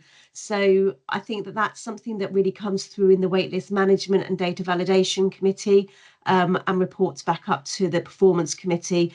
But I think that's been something that's been key. One of the things that I've noted nationally is that we're really challenged, and I think all areas are challenged by how information is pulled from an area and which data sources they use. So we're starting to look at, within the waitlist management committee, where we're being asked for information and how it's reported and how we understand that, because there'll often be the way that they might pull something nationally is not in line with how things are set up within one organisation or a wider system. And there's always that challenge. So we're keeping close to what other areas are doing. And we're just trying to really understand what happens externally and how we then respond to that, or might amend things to that to make it a clearer picture. So I think we've been on a journey. I mean, it will continue. There will be lots more learning, but I think that service has given us the ability to understand much more, and to also stand outside of a service and look in and say what's happening here. So hopefully that gives some understanding of how the process is working. Yeah, that's really helpful, Anne, and I think it's an important point. It's kind of knowing then how the data's pulled and how it's reported, and making sure we're all doing it consistently, because literally saw a slide which said, oh yeah, you know, here's a level of variation, could this be your trust, and do you know? And actually it was so off the scale that it just prompted questions. I think it's prompting questions nationally about that variation and the quality of the data. So I mean, obviously we've met Janisa, and I think even in a board development session, I think she's one of the colleagues who's involved in that, isn't she? And we've talked about DNAs and how we're looking at that data as well. So I was sort of conscious of that, but I thought it was worth highlighting, and certainly something we're going to need to have a watching brief over, I guess. Judith?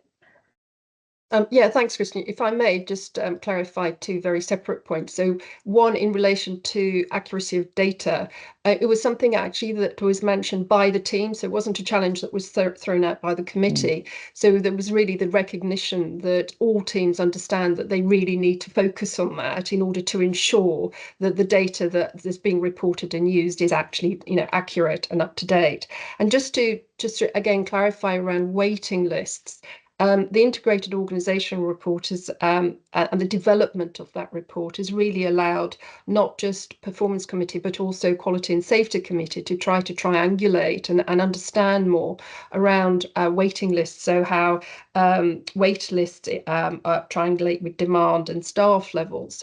But in fact, what we discussed in performance committee is almost a step beyond that, is to try to take away the binary nature of waiting lists of, that, well, this is it, this is the size of our waiting list, but also to understand why that is potentially the size that it is. So for instance, the example that in fact I used was from Dragon's Den, where I attended and there was a presentation from the Diabetic Foot Clinic, and part of that presentation referred and referenced and compared the size of the team, the size of the service demand, if you like, with comparable other trusts. And it became really apparent that the size of the team in comparison was much smaller, and therefore there's more likely to be a longer waiting list, if you like. So it's just getting that, if you like, that nuance. So we were actually having some very mature conversations around waiting lists. Yeah, no, that's really helpful. And I think it, if we're confident it's accurate, which is the start, then you can make judgments based on how you benchmark and all of those things.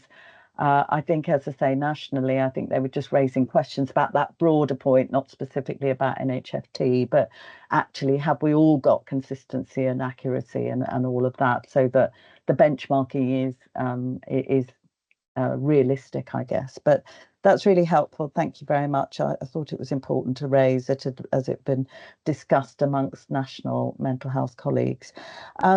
So we are a little bit ahead of time, which is no bad thing, because we probably will run late on something else later.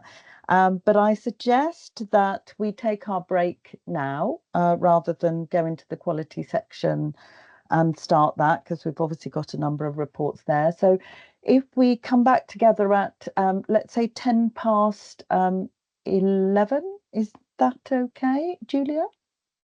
Sorry, Christine, are we taking the integrated organisational report? Oh, I'm sorry. Sorry. Yeah, good point. Yes. Sorry. I'm sorry. I moved on, you see, happily, because thought we'd raise something. Yeah, my apologies. Sorry, Julia, and Anne, apologies. Back to you. That's fine. I was all poised, ready. I think it's because you'd spoken. I decided that you'd said your piece. Thank you.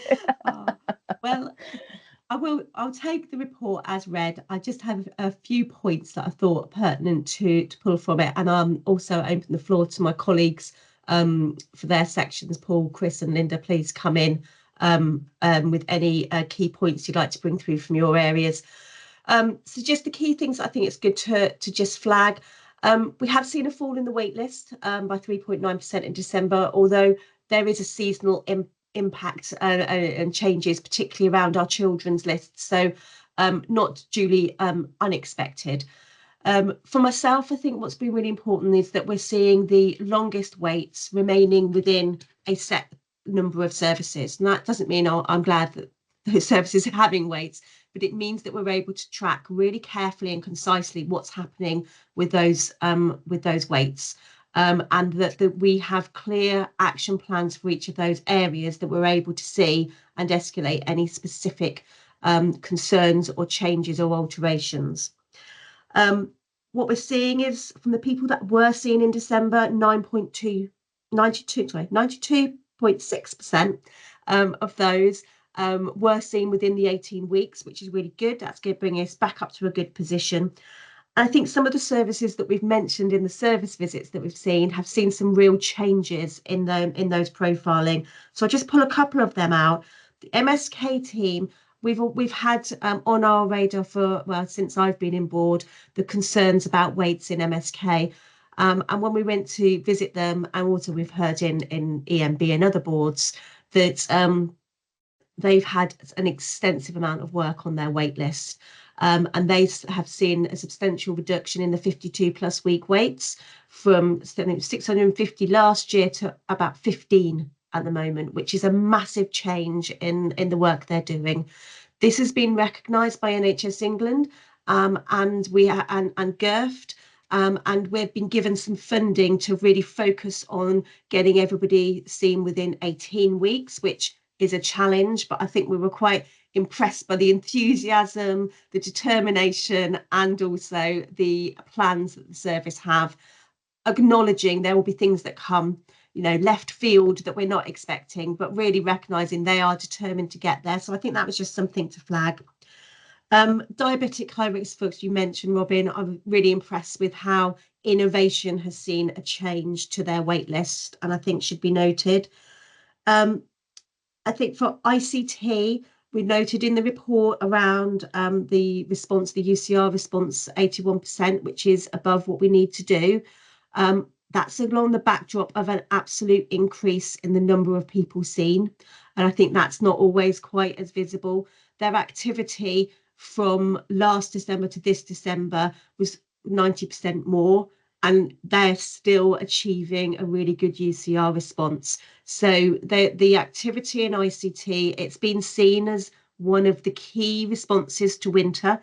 It has had the winter funding to do it, and it's absolutely pulled together to do that. It has a lot of challenges, but they've really worked hard to get the processes streamlined to be able to reach people. And there's a lot of really good working. I was there yesterday with the voluntary sector to free up some of the nursing capacity, the clinical capacity of making sure that equipment's with people, that razor chairs are in the right place, that people are sat with, so that nurses and the doctors and the physios and OTs can really focus on the clinical care to be able to achieve that. So I think that was just something to really celebrate.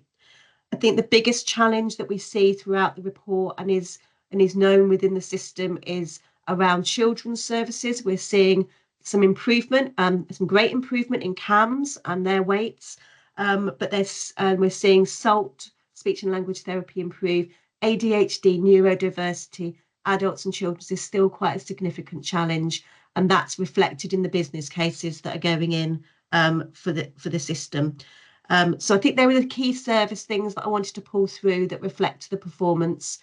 Just open up if any of my colleagues have got anything from their areas they'd like to add in. Paul? Just that you've dangled the brake in front of everybody, Christian, but I just wanted to highlight the elements that Judith's already covered actually from the AAA from Performance Committee, but just for clarity around the 3 risk areas that we talk about. The value programme and the latest position there is that we are just a couple of £100,000 short of having planned to deliver that in its entirety. So that has moved along really well over the last couple of months. The 2 areas that we asked for recovery plans for back in the autumn, the excess bed day costs, again, there's been lots of good work there around reductions in length of stay, reductions in length of stay for long stay patients as well, which has been a huge, and that's another productivity gain for us as a trust. We've got fewer people waiting, and we've got fewer people in those beds as well. So all round, that has made a big improvement. We still need that to keep falling by the end of the year, just so that we enter the new year with a 0 there. So I just wanted to highlight that, Christian. Thank you. Thanks, Paul. Chris?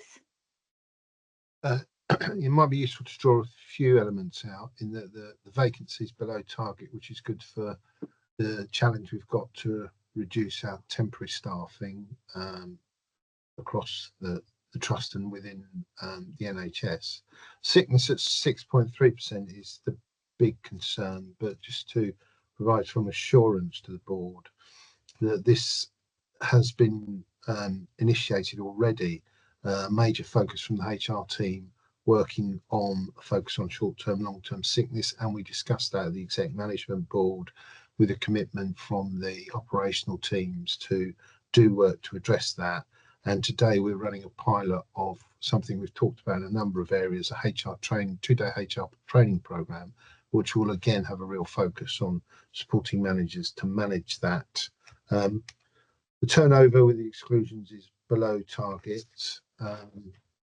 And the really positive thing is that the appraisals are over 90% after the real focus that we've put in on that. We're starting to maintain that. Again, mandatory training sort of well above its target. Agency has reduced this month, got a substantial number of actions, which is in the people committee, a number of the performance committee as well. We're still adverse to plan, but we are hoping to see that improve with the initiatives that we've got in play. Medical agency will remain a real challenge, but again, we are looking to innovate around that. Thank you, Chris. Really helpful, and apologies for trying to close us early on some rich input. And actually, I do have a question on the report myself, so I'm going to prolong it a little bit longer anyway. What I did just want to explore that we haven't touched on already is the backlog of complaint and PALS activity. Linda, I don't know whether you can comment perhaps a bit on that. I think there's references to backlog on complaints and cases and actions. So I just wondered if you could maybe say something on that, Linda. Yeah, thank you, Krishni. So that was the position when we were reporting on our activity for November and December. But the team are now up to date. We have had additional capacity in the team. So all cases have been logged, and certainly Angela, the chief exec, if Dave was here, the managing director, will confirm that there's been quite a flurry of responses since go out to complainants. There was an issue with the logging of those cases, but we are up to date with them now.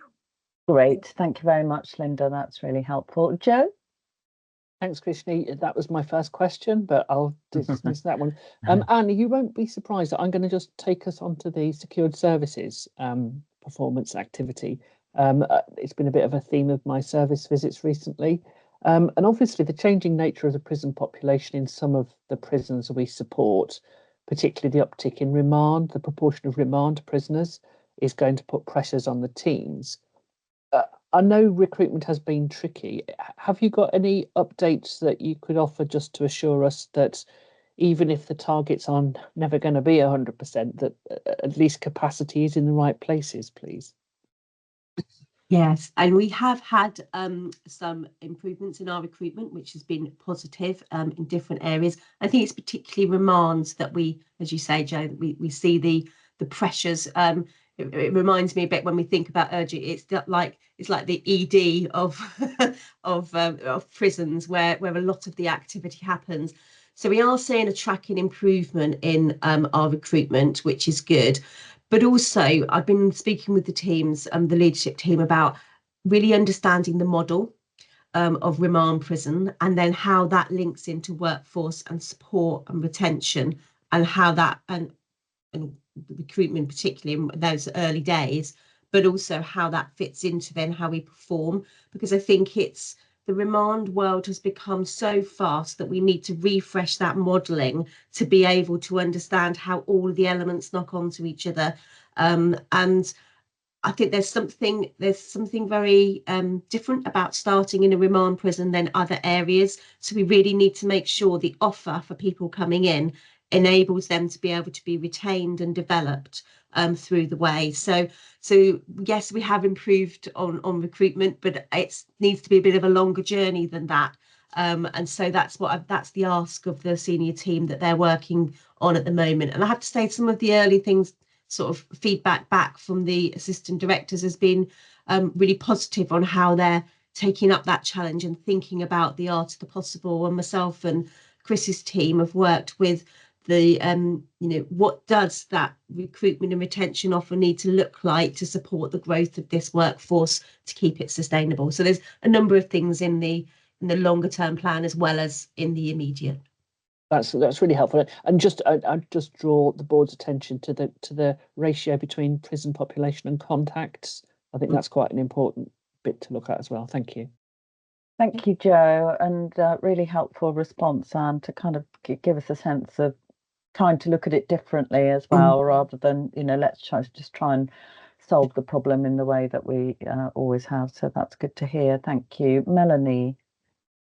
Well, I really am conscious now. I'm standing between Paul and his chocolate biscuit. So I'll try and be brief.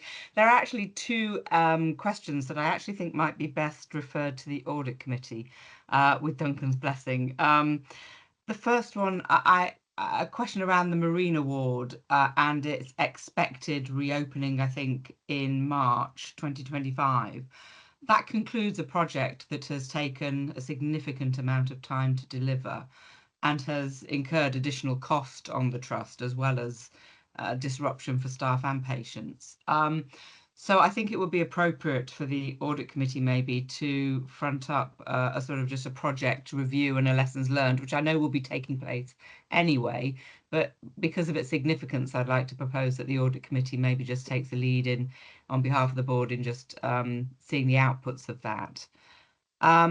The other thing that I wanted to ask, and Paul, you won't be surprised by this question, but the business cases that have been prioritised internally and submitted to the ICB, I just also wonder whether it might be appropriate for the audit committee to just understand that process of approval and prioritisation, and in its new capacity as audit and risk committee.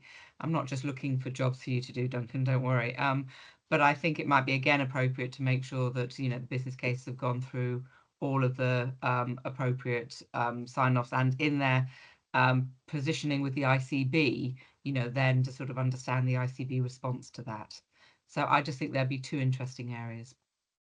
Okay, thank you. Can I just get Duncan in and just make sure that we aren't looking at these. What I don't want to do is make sure that what I would like to make sure is that we're not duplicating that effort anywhere.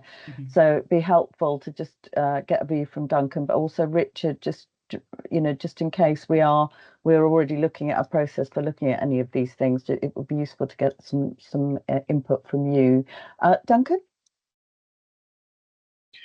Yeah, so in principle, and with the caveats that Krishna has put in there, I'd be really happy to see that. I think it's something perhaps we need to discuss in the agenda setting meeting we've got scheduled coming up later next month. I'm quite keen that in our understanding of risk, we also understand the learning, Anne, of what's going on at the moment in the system.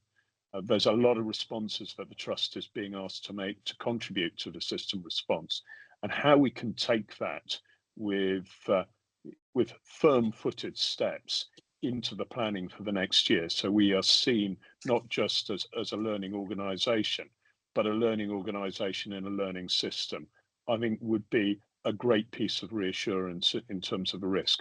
But I am deeply mindful, I'm very new to how things go on here, and perhaps the Richard, the planning meeting is the place where we can coordinate and make sure we've got this discussion happening in the right place. Thank you. Helpful, thank you, Duncan. Chris? Yeah, I just think useful to build on what Joe said and what Anne said. And we've reported a number of times the huge challenges from Peterborough, but to report that Peterborough are really getting control of their position and their agencies reduced very, very significantly, which I think is a real positive move forward. Great, thank you, Chris, because I think that has certainly come up before, hasn't it? Richard, are you content then to take those? So the two suggestions were one around the Marina Ward, a review of the Marina Ward development and the delay or costs associated, etc., any learning coming from that. I think the other was more around business cases and the alignment between us and the system. So do you want to comment, Richard or Paul, as to is that a helpful frame to pick it up at the agenda planning discussion? Indeed, Christy, from my point of view, that makes perfect sense, and we can avoid then a duplicative conversation across committees. All I'd add is that, of course, as you'd imagine, the executive team is already looking at lessons learned from the Marina project, so that would helpfully inform then the assurance at the committee subsequently. But agree with Duncan, let's pick that up in the agenda setting conversation. And anything to add, Paul, to either of those? No, exactly as Richard says, Christian. Great. So we'll note that as a sort of step forward, but leave you to kind of confer and determine when and where it's best looked at. But certainly agree, I think, that making sure that those things are being taken forward appropriately are is a helpful step. So thank you, Melanie. So thank you. I'm very glad that we did take that item because that was a good discussion and some helpful points were raised. So apologies for trying to shortcut that unintentionally. I think I accidentally had my eye on the break, looking ahead, you see, planning ahead too far of myself. But we are breaking a little bit early, so let's kick off again with the remainder of our public board. Okay, so we're going into our quality section of the board. And we start with paper I, which is the AAA report from Quality and Safety Committee, please. So over to Julia. Thanks, Krishni. Just to say, quite a busy report. As you can see, we cover a wealth of areas. So just seeking approval today for revised terms of reference, which were attached at Appendix 1, to take on the responsibility of oversight for compliance with community engagement activity, which was a recommendation from one of our internal audits recently. So we're seeking approval for that. No areas to alert this time from the meeting. One area of advice you can see there around our clinical audit plan update, and there were some challenges that were identified with undertaking audits, but we were satisfied and assured by the actions that are being taken to address all of that. The risk section, the assure section, the risk focus was on children and young people services risks. And it's already been mentioned by Richard when we were talking about the board assurance framework risk that relates to this.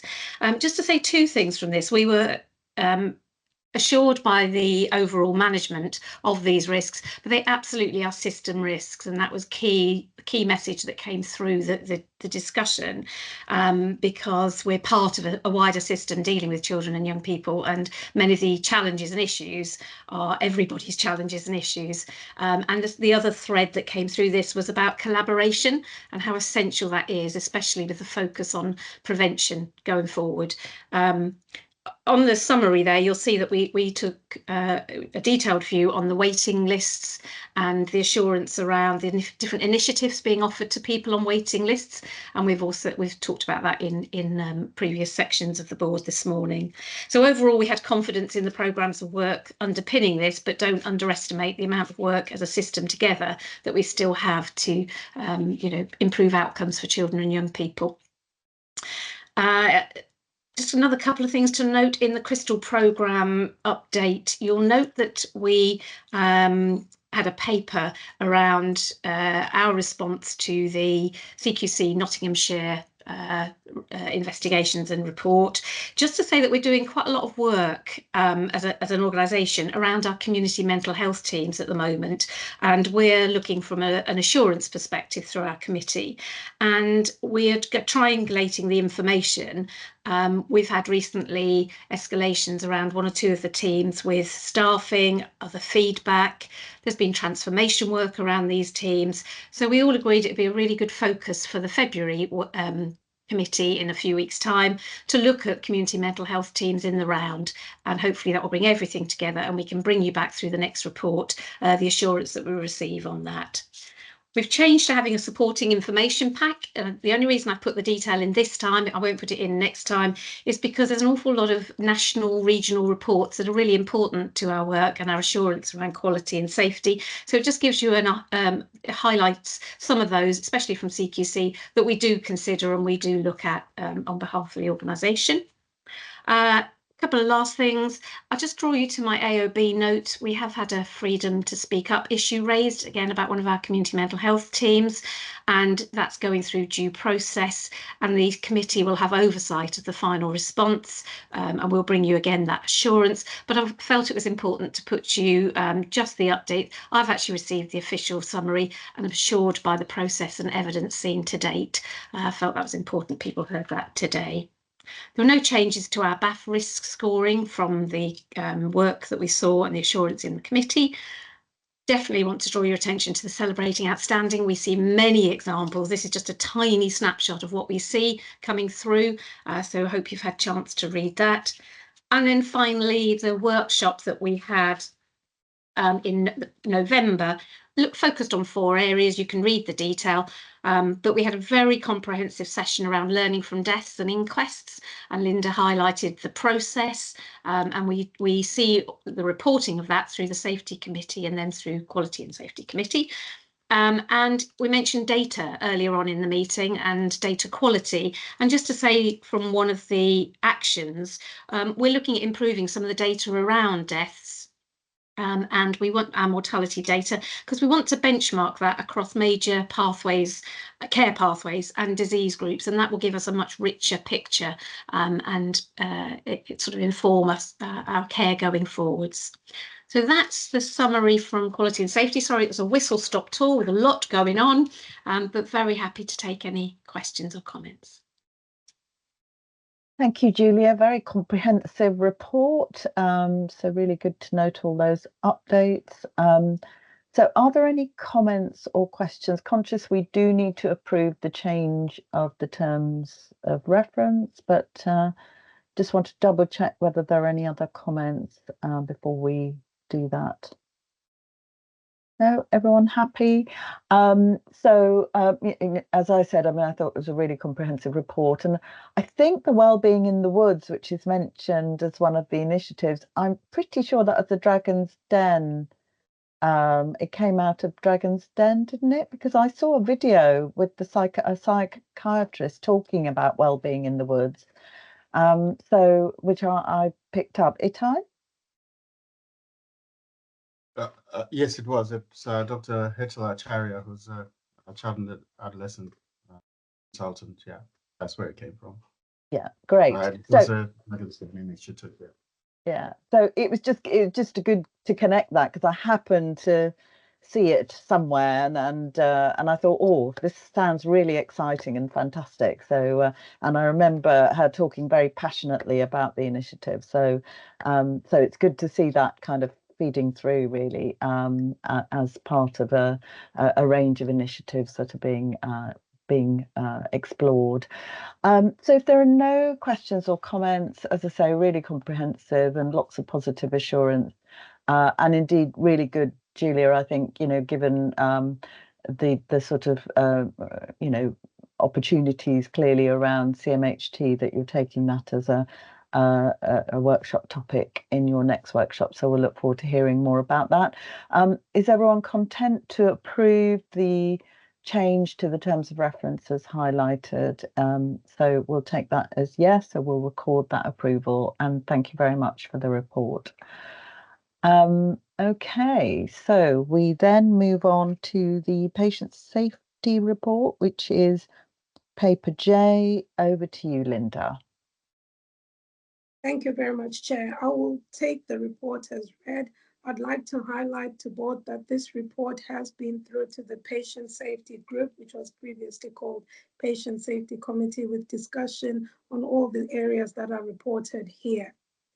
I don't want to sort of go through it line by line, but did want to provide an update that previously we were alerting Trust Board on unallocated investigations. And I'm pleased to say that as per our update from Patient Safety Group on the 23rd of January, which was last week, we've since had them all allocated, and there was one outstanding, which I've been told has actually been allocated this week. So really positive that we're getting good traction on those.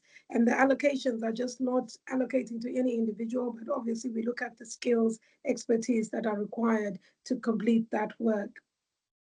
I think what I also wanted to highlight is we previously discussed around the review of low, no harm incidents, and that is now being done regularly within the team. So again, just utilizing the capacity within the team in a different way. And certainly that is being reviewed so that we do not miss out on incidents that might otherwise require recategorization.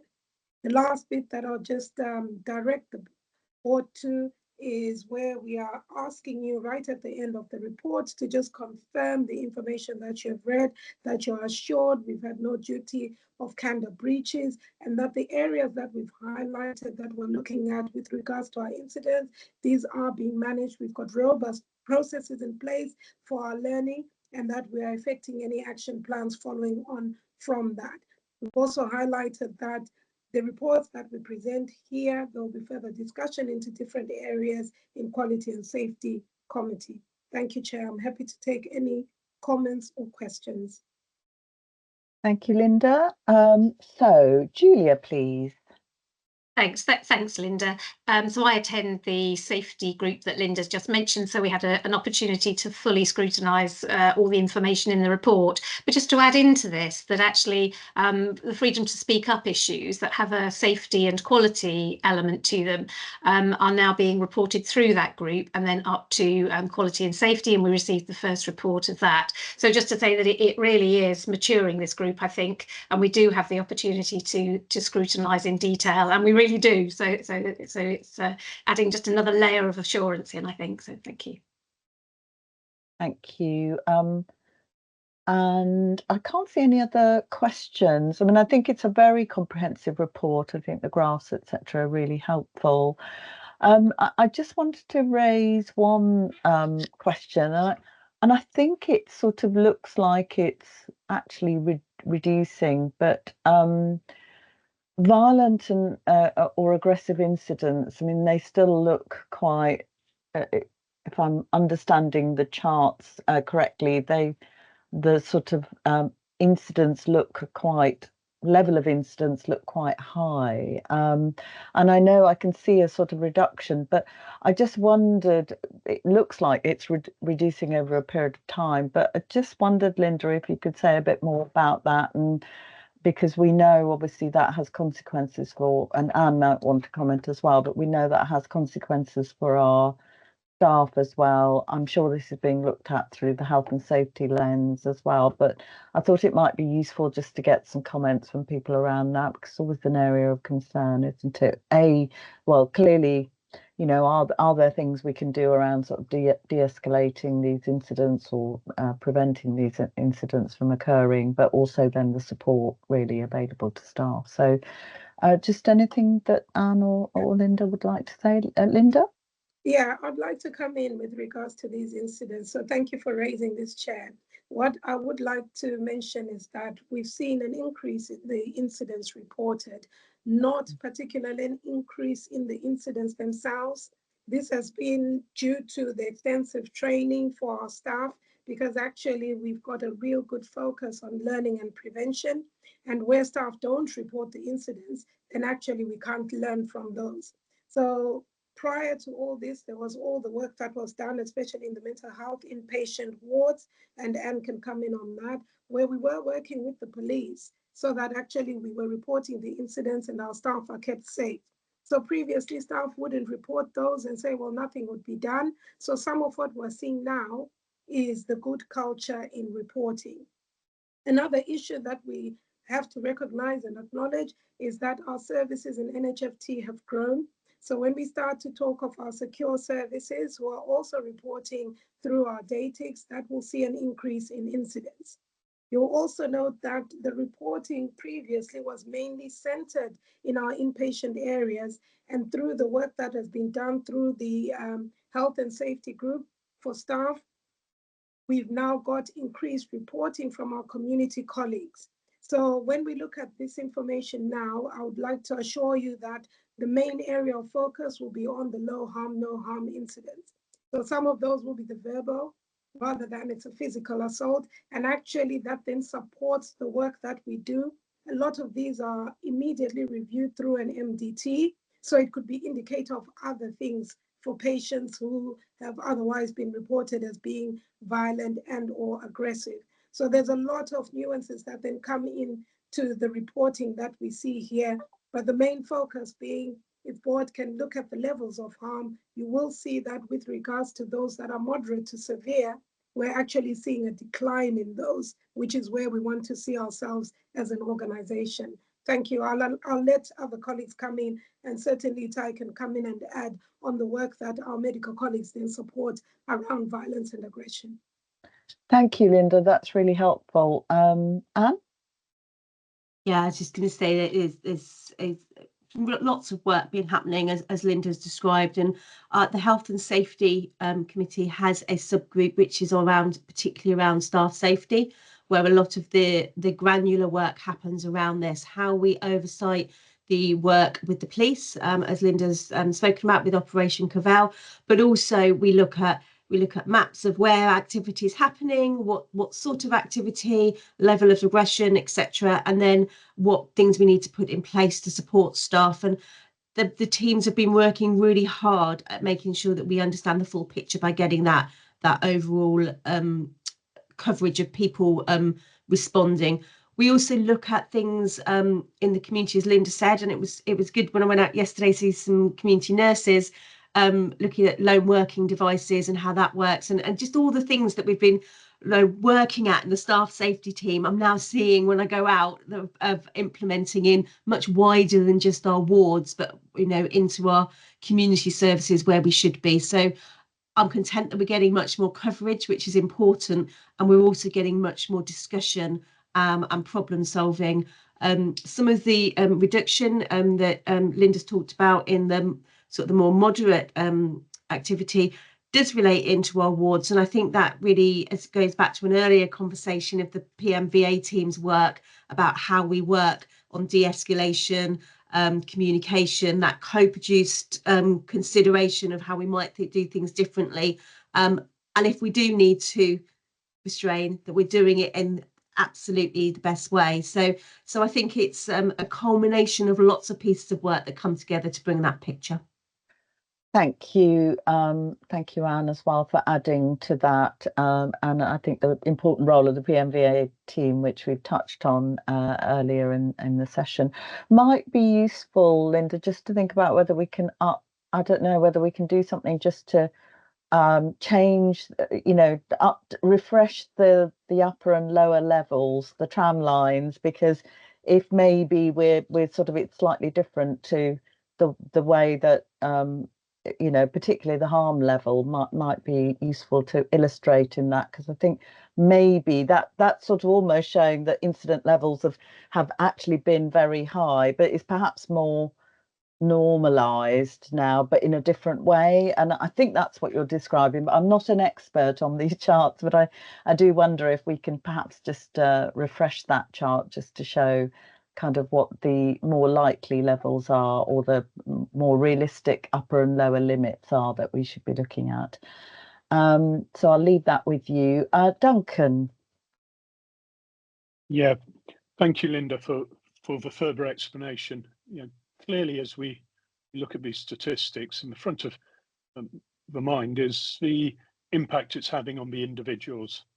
But I'm also minded that this also has an impact on the value to the trust. And in particular, I would be keen to understand, do we have an understanding of how this relates to staff sickness and some of the costs that associate with this?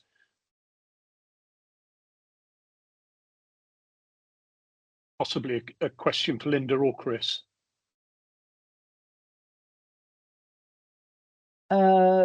Linda, did you want to come in on that specifically? Yeah, I'm happy to come in. I'm happy to come in on that. So what I did want to mention, Duncan, when we've had the integrated organizational report, it does give a flavor of the reasons for staff absence from work, and actually violence and aggression, assaulted work does not come up as one of those top.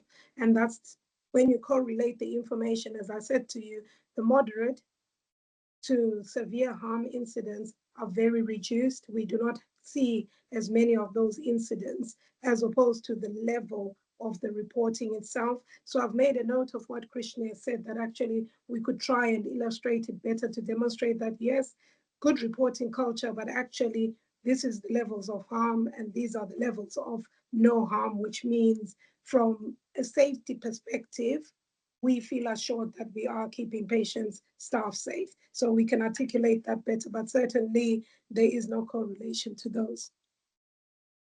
Helpful, thank you. Thank you, Linda. Melanie? Yes, this is a topic that has been discussed and ruminated over at the Wellbeing Steering Group and will flow up into the People Committee, I'm sure. But I just wanted to reflect on a service visit I did last week with Anne, I think it was last week, was it earlier this week, Anne? I can't remember, to the Beechwood Community Unit on at Isbrook Hospital, where the subject of aggression and particularly racial abuse and aggression came up. And it was really interesting to see the critical importance of the department manager, the team lead, showing an immediate and clearly compassionate approach to staff, because every staff, and the recognition that staff will respond in very different ways. Some will brush it off, others will be deeply impacted.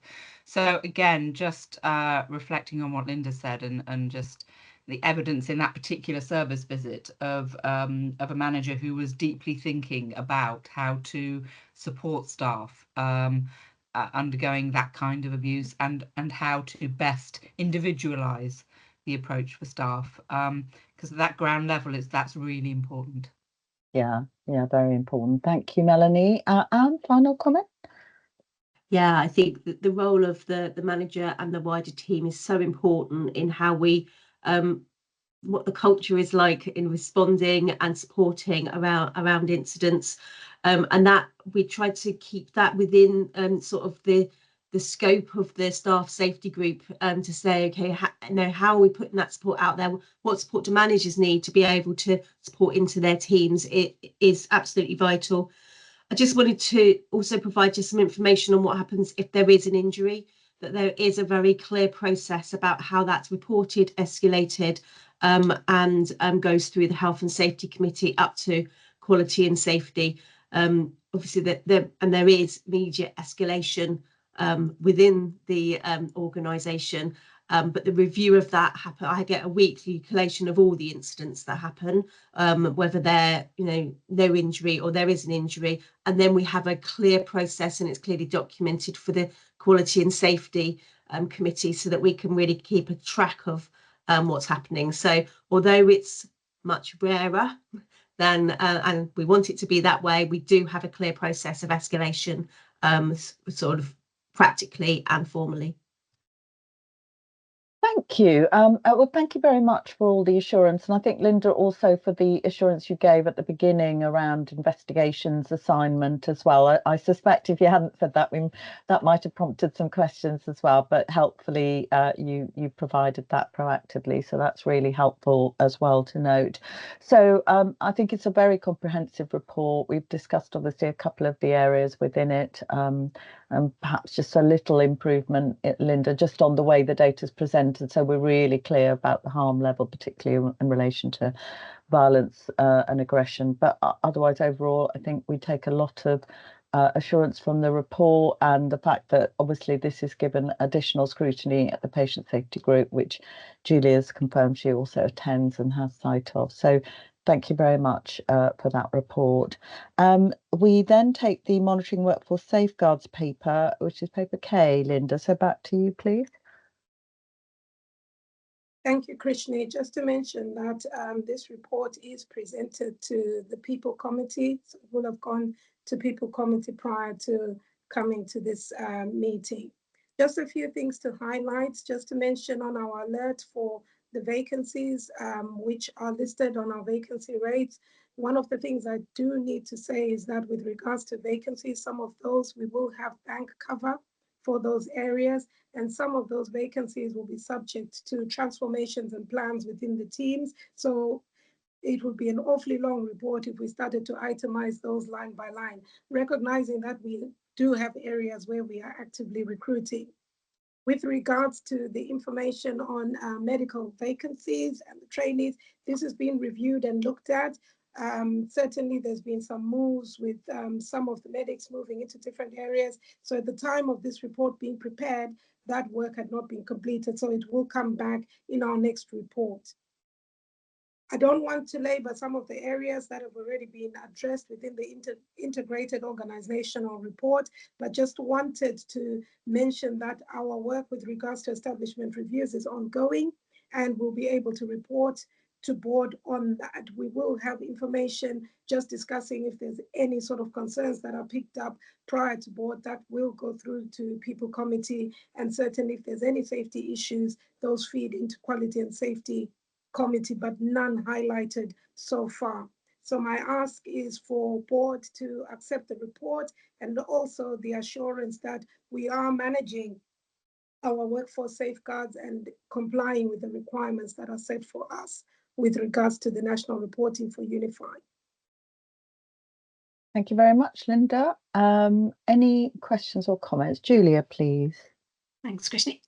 So just an improving position, which I thought it was worth noting from this week. We mentioned the earlier visit Robin and I did with Anne to St Mary's, and we were taken to the Welland Centre, which has a number of adult mental health wards.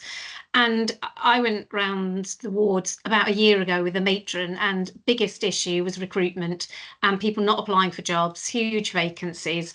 This time, absolutely changed position completely, and people, you know, they're having to turn people down for posts, which was just hasn't happened before. She wasn't quite sure why, but they have, we know, put in an awful lot of work around recruitment in the background. But just to highlight a different position for something we've been concerned about for a very long time, and you know, there's light at the end of the tunnel, and I think all their work has paid off.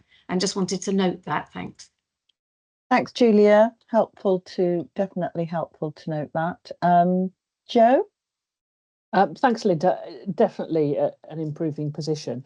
Could you just perhaps talk through the connection to a previous report, which is we have quite long waiting lists on certain parts of our service offers, but we do have some areas where we have relatively low bed occupancy. Is there anything there that we need to be concerned about, or is that just normal practice? Thank you, Judith. So there's nothing for us to be concerned about. So some of the lower bed occupancy has been with regards to our CAMHS inpatient wards, and that's merely to do with the complexities of the patients that they have at that time. So where we've had patients who need increased support, restraint to feed, the staff team, you require more staff to be able to feed that patient, and actually we're then able to manage patients safely with the reduced numbers. So there's nothing to be alarmed about with the lower occupancy numbers. That's part of us then being able to safely meet the needs of other patients, whilst those who do not require an admission are being supported in the community. So where you see our reduced numbers of occupancy on our wards, there's actually increased activity in the community, because that's how it will always balance out and even out. Okay, thanks, Linda. Thank you. Thank you, and I suppose that links to it the development of is it CAMHS 3.5 or 3.5? Have I got that right, David? Yes. Good. Connecting the dots. Absolutely. And I was just going to say that CAMHS inpatient waiting list numbers, to reinforce Linda's point, continue to reduce with a average waiting time, I believe now, of less than 7 days. So while it's lower occupancy rates, tier 3.5 and other work that we're doing has made a significant contribution to that. So that sort of intensive support in the community is a sort of a helpful model, isn't it? It's beyond a normal community setting, but actually a kind of advanced. And I think we did that when I remember almost very early on in my time as chair, I think we decided to close our inpatient learning disability ward and developed an intensive support team that actually worked in the community. That seems to come back to me, Anne. I remember talking to you about that very early on when I first started as chair. So that model is, well, it's a positive one in many ways. And I always remember Sachin certainly as sort of I think he's still our lead consultant and psychiatrist, isn't he, for CAMHS, describing the importance of the right setting, and that inpatient settings aren't always helpful environments, particularly for children and young people, and therefore having the 3.5 type approach might be more suitable. So yes, I note from the dregs of my memory, I note some of those things that I've heard before, which is helpful to connect all these things. But good question, Joe, and I think just shows a sort of proactive approach to managing our patients differently. is everyone content? Linda, did you want to come back in, or have we? Yeah. Yeah, I just wanted to pick up on a point that Julia mentioned about St. Mary's. So the inpatient wards, they are fully staffed. They have confirmed that. But I wanted to take an opportunity to celebrate our internationally educated nurses. That's made a really huge difference. We acknowledged it through value program work.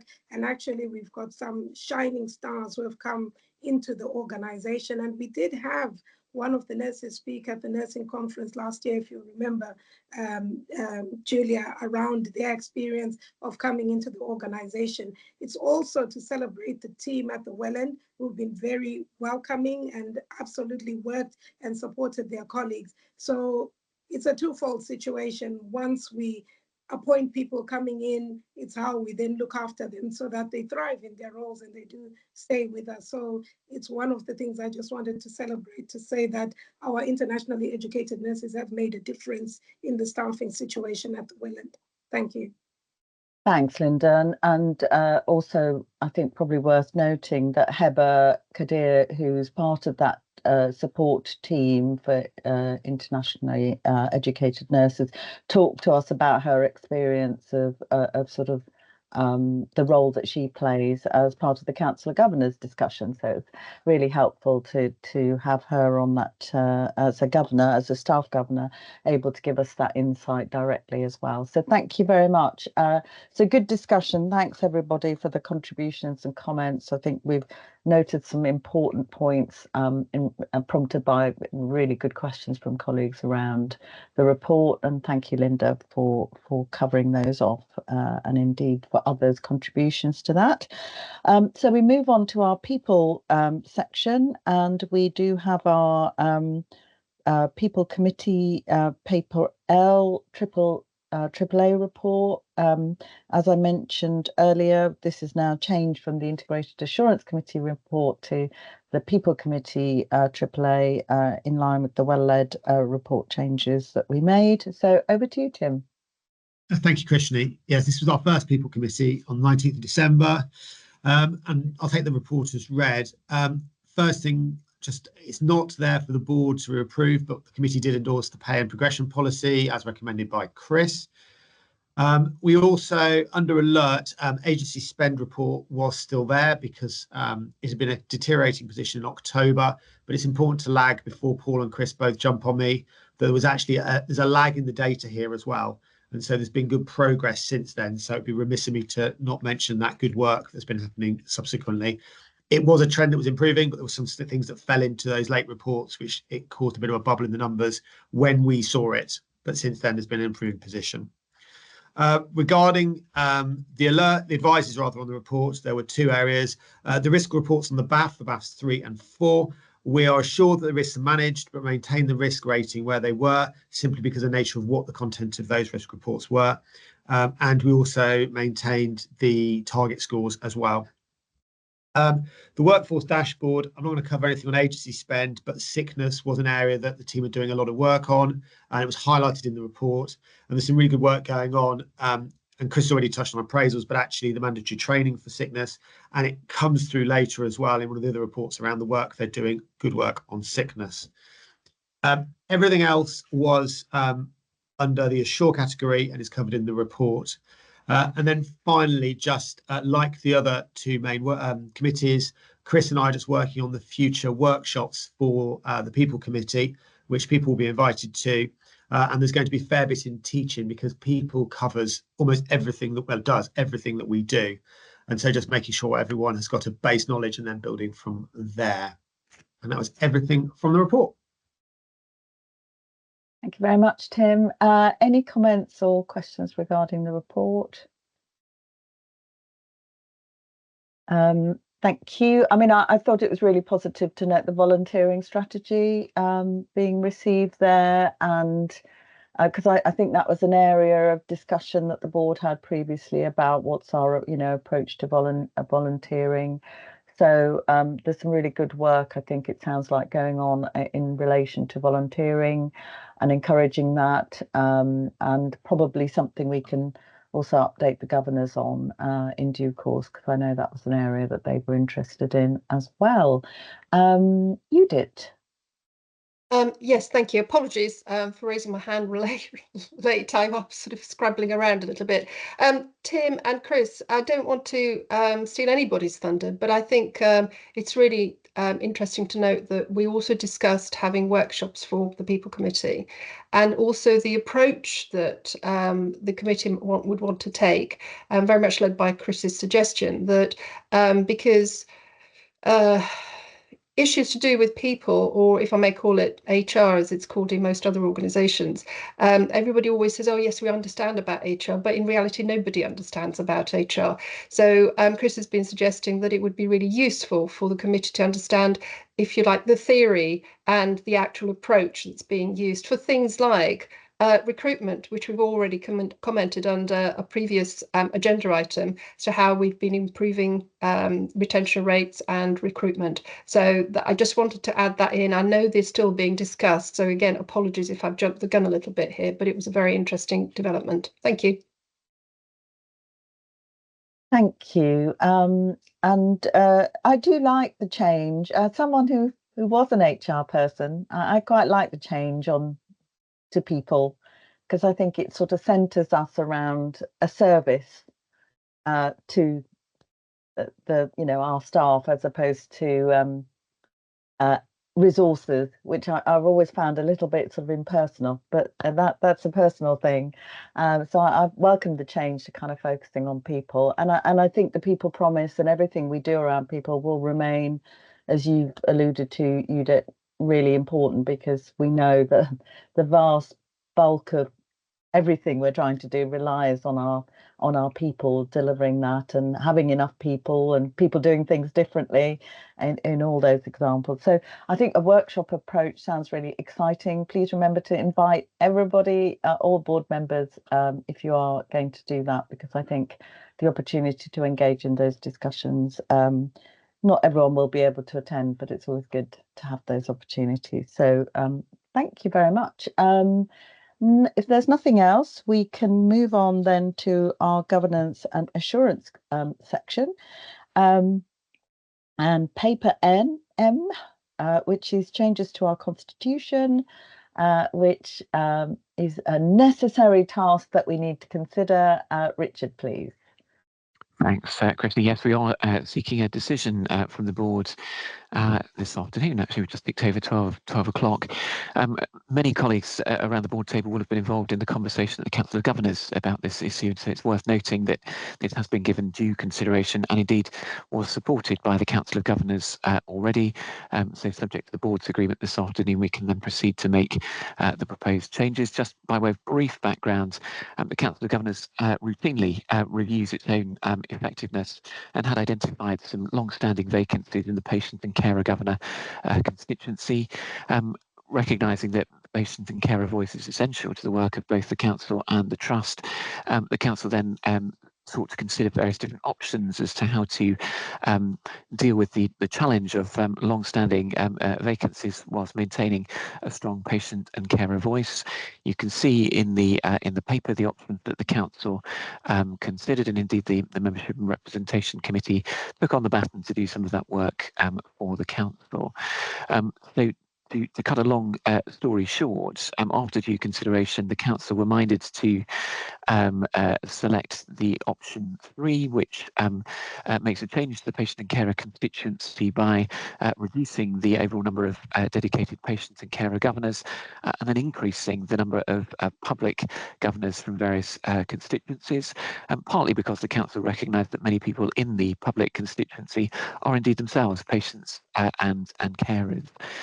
So the necessary governance task, really subject to the board being supportive of the proposal put forward by the council to the change in its composition, is then to approve the wording change in the constitution. So I apologise for having to include the whole constitution in the board pack. That has somewhat expanded the average number of pages this month. But really the only proposed change as a result of this tweak to the COG composition is to Annex 4. So hopefully the changes set out in Annex 4 make sense. But happy to take any questions or comments on the proposals before Christine asking for the board's support for the proposed changes. Thank you. Any questions or comments at all about the paper? And is everyone clear what the proposal is? So it's just a sort of rebalancing, I think, Richard, isn't it? It is a net reduction, but not a reduction of six seats in total. It's actually a reallocation or a realignment on the public seats. So it's a net reduction of 3. I think is the overall outcome. Melanie? Yes, just a quick question, really. Recognising, as you said, and I'm familiar with a number of our governors who will have caring responsibilities or maybe a service user, notwithstanding they're a public governor in their official seat. Whilst that may be information that they are not obligated to reveal, will we? Is there any way that we can gain some insight still into the overall coverage of governors who are through family, through carer, through individuals, users of our service or carers as well? Is that information that we would be able to share if willingly given? I think, Richard, didn't we do a survey of the governors and they did respond? Do you want to cover that We off? did indeed, Christian. Yes, as part of the work that we did with the membership committee, we did survey all governors. As you say, Melanie, they're not necessarily obliged to disclose whether or not they're a patient or carer, but many did. I haven't got the precise figure to hand, but I'll very happily share that after the meeting with board members. It was actually a surprising number of people that actually could have stood as a patient and carer governor, but are indeed in the public constituency, and that's also potentially the case for the people in the partner governor or the staff governor seats as well, of course. Thank you. Thank you. Yeah, so I think that's sort of mini surveys definitely possible, isn't it? And it was part of the discussion, if I remember, at the COG workshop that preceded the decision that or the discussion at the formal council, where that data was presented back, and I think demonstrated quite clearly that there was quite a strong presence of patients and carer governors, or patients and carer responsibilities, or self-identification represented in our public governor seat. So I think that was part of very much a part of the conviction that governors had. So, Richard, I think if we approve this today, council has already approved this as well, isn't it? So it's just a change then we enact to the constitution. Indeed. Yeah, on that basis. Great. So thank you. Is everybody content to support the change? Excellent. Thank you very much. So we'll let you, Richard, take through the publicising or making the changes in the actual document, because I think that remains in the public domain, I believe. So good. Thank you very much. Now, we're a little bit ahead of Jonathan McGee joining us. I think he's due at 12:15, according to my notes, Richard. So unless Jonathan has already joined us, I suggest we just cover the... can we do the governance piece, or shall we do... shall we wait for Jonathan on that as well? We could just go on to the audit committee, AAA, Richard, yeah, whilst we're waiting. So, okay, let's do that. So if it's okay, I think, Melanie, you're leading the audit committee AAA report. Obviously, we thank Saqib, who's now moved on, but Melanie as deputy chair. Over to you then. Thank you. Yes, and again, a good, I hope, descriptive and explanatory AAA report. Just a reference to the changes to the terms of reference, which have been proposed following our decision to move towards an audit and risk committee, and a recognition that good practice from the HFMA had presented an opportunity to adopt and individualise a set of terms of reference that had national consideration and approval. So we are proposing to adopt the revised terms of reference that I think are attached in an appendix to the report. And Krishni, we can come back to that maybe in a minute. No matters to alert. Probably just recognising we covered 2 internal audit reports, one around community engagement, one around grievance management and reporting, both receiving reasonable assurance, and discussed in detail within the audit committee, and subsequently community engagement was passed to the quality and safety committee as well to consider. And audit committee will of course track the response to the actions that were recommended on both of those. And the only other item maybe that I would pick out was the progress. Those of you who have been around for a while will recall that we have at various times struggled for a variety of reasons to maintain and to close down actions, normally because the action has been done, but the evidence presented to the audience, to the auditors, has not necessarily been sufficient. But the audit committee was delighted to notice on the summary of internal controls and assurance report that we only had 1 outstanding action against prior audit reports, internal audit reports to complete, which was a tremendous step forward, and recognizing the efforts both in the executive team and right across the organisation impacted by those. So I think they were the only 3 things that I wanted to pull out, Krishni. Happy to take questions, and then if we can please just cycle back round to the terms of reference. Okay, thank you very much. Thanks, Melanie. So any questions or comments at all before we cycle back round, as Melanie said? Everyone content?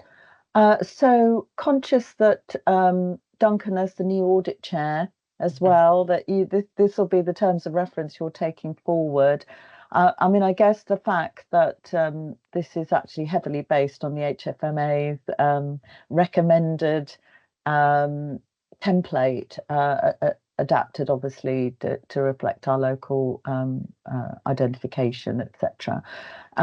It does seem like a very sensible way of going forward, and obviously we have the opportunity to refresh the terms of reference again if we choose to do so. So is everyone content to approve those? Yeah, all good. Yeah, thumbs up from Duncan as well. So he's happy to take the responsibility for enacting those. But thanks, Melanie, I think also for stepping in, and really good to note that outstanding actions have been followed through, which is really positive. So thank you to colleagues for that. Okay, we now have Jonathan waiting in the lobby, so we'll bring him in. So I think we were expecting Jonathan to do a sort of annual update as well as then talking about some changes to governance, weren't we? So Jonathan, welcome. And welcome to our board. Thank you for joining us. I think you were with us last year, if I remember, as well. So good to see you again. So we have been covering our normal business, but I think you have an opportunity to just do an annual update to us, and then there's a discussion on some changes to governance that we also wanted to talk with you about whilst you're here, I think. So over to you, Jonathan, if that's okay. Great, thanks, Krishni. Hello everyone, afternoon, morning, whichever one it is now. Yeah, so in January last year, we sort of finalised our new 3-year strategy, which started in April last year. And that was essentially to look at making the charity more sustainable in terms of income. It had previously relied on just community fundraising. So we were looking at lots of other income streams so we could support the trusts. And we also did a review of our governance.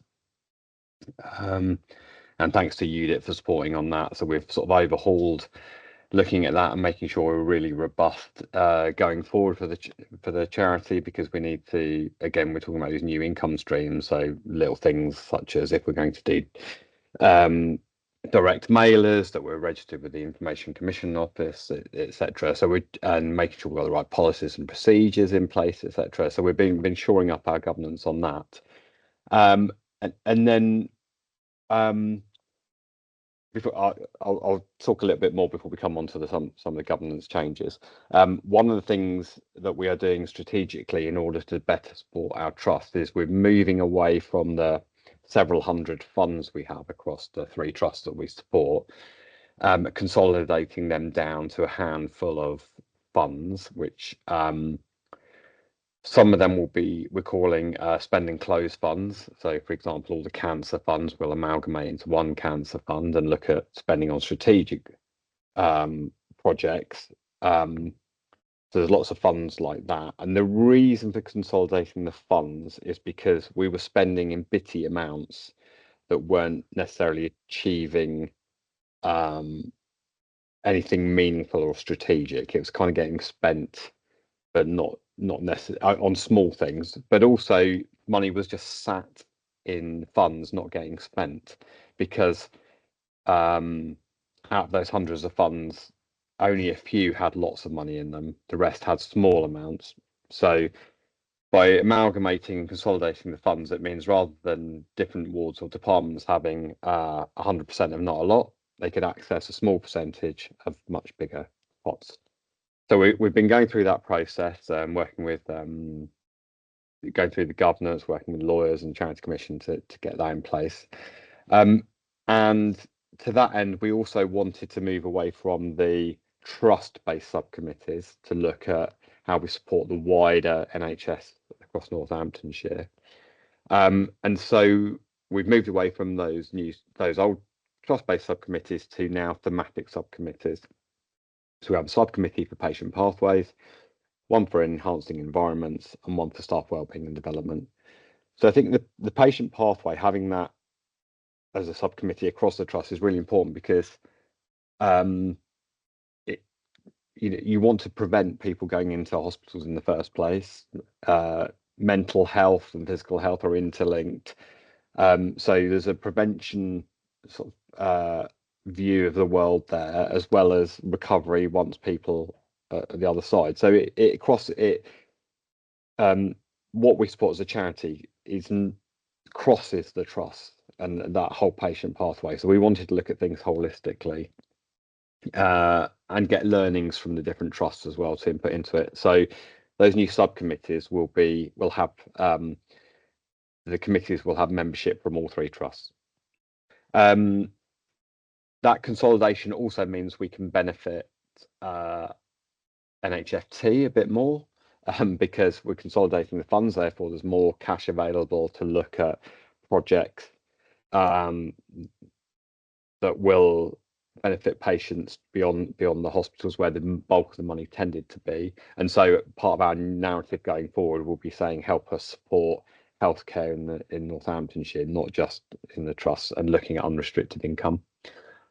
Through the funds consolidation, we are creating programme budget.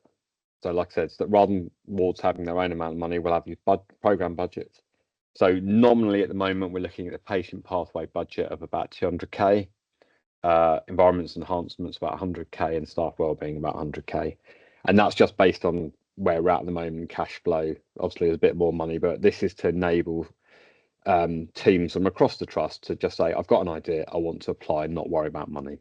And then we'll worry about the money fundraising. So we want teams to think about how they can apply for money and what they can do. On the governance, last year we changed the constitution to have one nominated trustee per trust, so we could maintain our independence, to make sure the ratio of independent to nominated trustees was in balance. So it was one nominated trustee per trust. But we decided to keep incumbents in those nominated roles if they were still serving a term with the charity. So hence why we had Dave Mayer and Judith as nominated trustees for the trust. And that'll continue until terms are, the charity terms are served, and then that will need review. And the other thing with the strategy is, I know I've just hinted at it about working beyond just 3 trusts. So we've also met with the ICB, and one of our plans is to expand the support for the charity to that wider ICB, wider NHS. Just to give you a kind of tangible example, we had a legacy that's been kicking around for a while for diabetes research, and we were struggling with the trust about how to spend it. So we approached the ICB and the diabetes team, chief medical officer, and said, look, have you got any diabetes research ideas? We've got some money. So we've changed our approach so we can actually fund things across the that are looked at by the ICB as well. So I think that's a kind of potted overview. There's obviously loads, and I don't want to go into too much detail, but it might be worth opening up the questions. Sounds great, Jonathan. To just pause there, we can come back to the governance points just to clarify things shortly, but really helpful update. Thank you very much for taking us through that. I'll bring Angela in first. Thank you. Angela. Thanks, Jonathan. Hi. Really clear, helpful, and I think anything that helps us to, if you like, get more resources, more of this aligned to our work, we welcome. We really appreciate that, and I know I've spoken with Dave about this prior to the meeting as well, in terms of the importance of getting to that position. So very supportive and welcome it. Thank you. Thank you. Thank you. Does anyone else want to clarify anything? So, I mean, certainly from you did, as you would expect, Jonathan did brief me on the sort of change to the themes, as Dave obviously has with Angela. And I thought that was a really good move. I think it helps to, you talked about thinking about this holistically, and I think it really helps if you're looking across the whole, all of our patients and our public and how we support them, and it fits much better with integrated care, actually, doesn't it, that you're able to do that. So exactly, and it's also helping us tell a richer story with potential donors. So whereas previously people would tend to give to where they perceive they've had the care, we start talking in terms of the narrative we're starting to develop is, well, you might have seen someone in community care, and then you might have, for some reason, come in an ambulance, and then you go into A&E, and then there's people taking bloods, and then there's this and that, and the amount of people that could be involved is huge, but only certain areas are benefiting. So we're shifting our kind of fundraising narrative to say, actually, all these things are linked. And your donations can help support the wider system. So we will be encouraging unrestricted donations. So we're developing some messaging around that. We've got a couple of years to really embed it, but it is about just saying you can.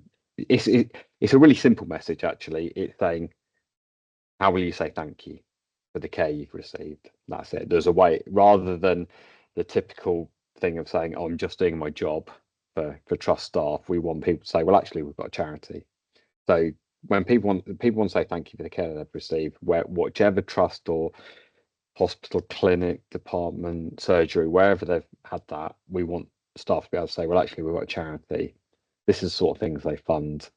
If you can make a donation to them, and then if we have a good idea that can improve patient healthcare, we'll go to the charity to see if they can fund it. So it's trying to make the message a lot simpler, a bit like a national charity where you would donate to Macmillan for whatever reason, but you wouldn't necessarily say, well, I want to go to these specific areas. It's saying thank you, and then you're passing that thanks on, hopefully benefit other patients. So it's all about simplification where we're going with the charity. Yeah, I think we'd certainly all welcome that, and I think it's important to say thank you for the support you are giving us already, and the things that you've supported us with. Not least, I know I sat with colleagues as part of our sort of celebration event last year for Quality Awards, and it was really great to be able to celebrate that with your support. So thank you. Shall I bring, if there are no questions, I think we're all very supportive of the direction of travel. It sounds like a really sensible approach, very consistent with, I think, the developments within the NHS. So it really does make sense. Richard, I just wondered if you'd like to comment on the governance piece, because we did have we had a paper, didn't we, paper N, which I asked Richard to comment on, just so we're really clear from our perspective what the governance arrangements are. So Richard? Thanks, Krishna. Yes, the eagle-eyed board member will have spotted in paper N a slight inconsistency with what Jonathan described in relation to our current nominated representatives for NHFT, whilst the paper correctly points out that Dave is a nominated representative, as Jonathan described. Judith is also in post and in situ, so apologies for some misleading content there in the paper. As Jonathan described, the charity has already made the decision to change its constitution, so those changes would come into effect once current incumbents, i.e. Judith and Dave's terms come to an end. We've then given some consideration within the executive team with reference to the approach that our colleagues in acute care are adopting, obviously in dialogue with Judith. And as you can see in the paper, the proposed future state, once the terms reach their natural end, would be that we continue with Dave Mayer, Deputy Chief Executive Managing Director, as our nominated representative. And at that stage, then Judith would step down, at least as the trust nominated representative.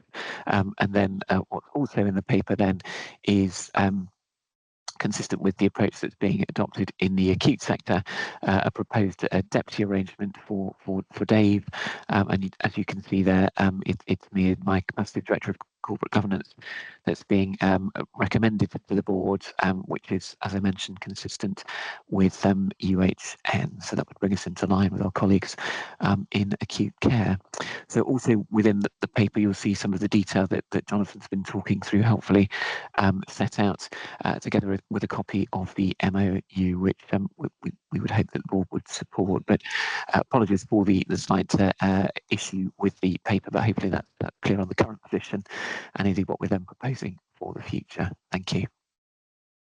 Thank you, Richard. And so really, I think it's just an ask just for the board to support that. And I don't know, Jonathan, if there was anything you wanted to add, but also to support the MOU and the signing of the MOU, I think, as well. Jonathan, anything else you want to add? Not particularly. I just want to thank Judith as well, because we've been discussing this back and forth. I thought David and Judith were going to draw straws or have an arm wrestle about who is going to stay. Yeah, no, I don't think there's anything to add. Yeah, the only thing I might flag is that there's a mention in the MOU about other fundraising charities on site. That was mainly targeted at the Acute Trust because they had quite a lot of other charities on site fundraising, but actually these were agencies on behalf of national charities and the trust weren't benefiting. And we've just launched our own face-to-face fundraising on site at NGH this week, and we plan on rolling it out further.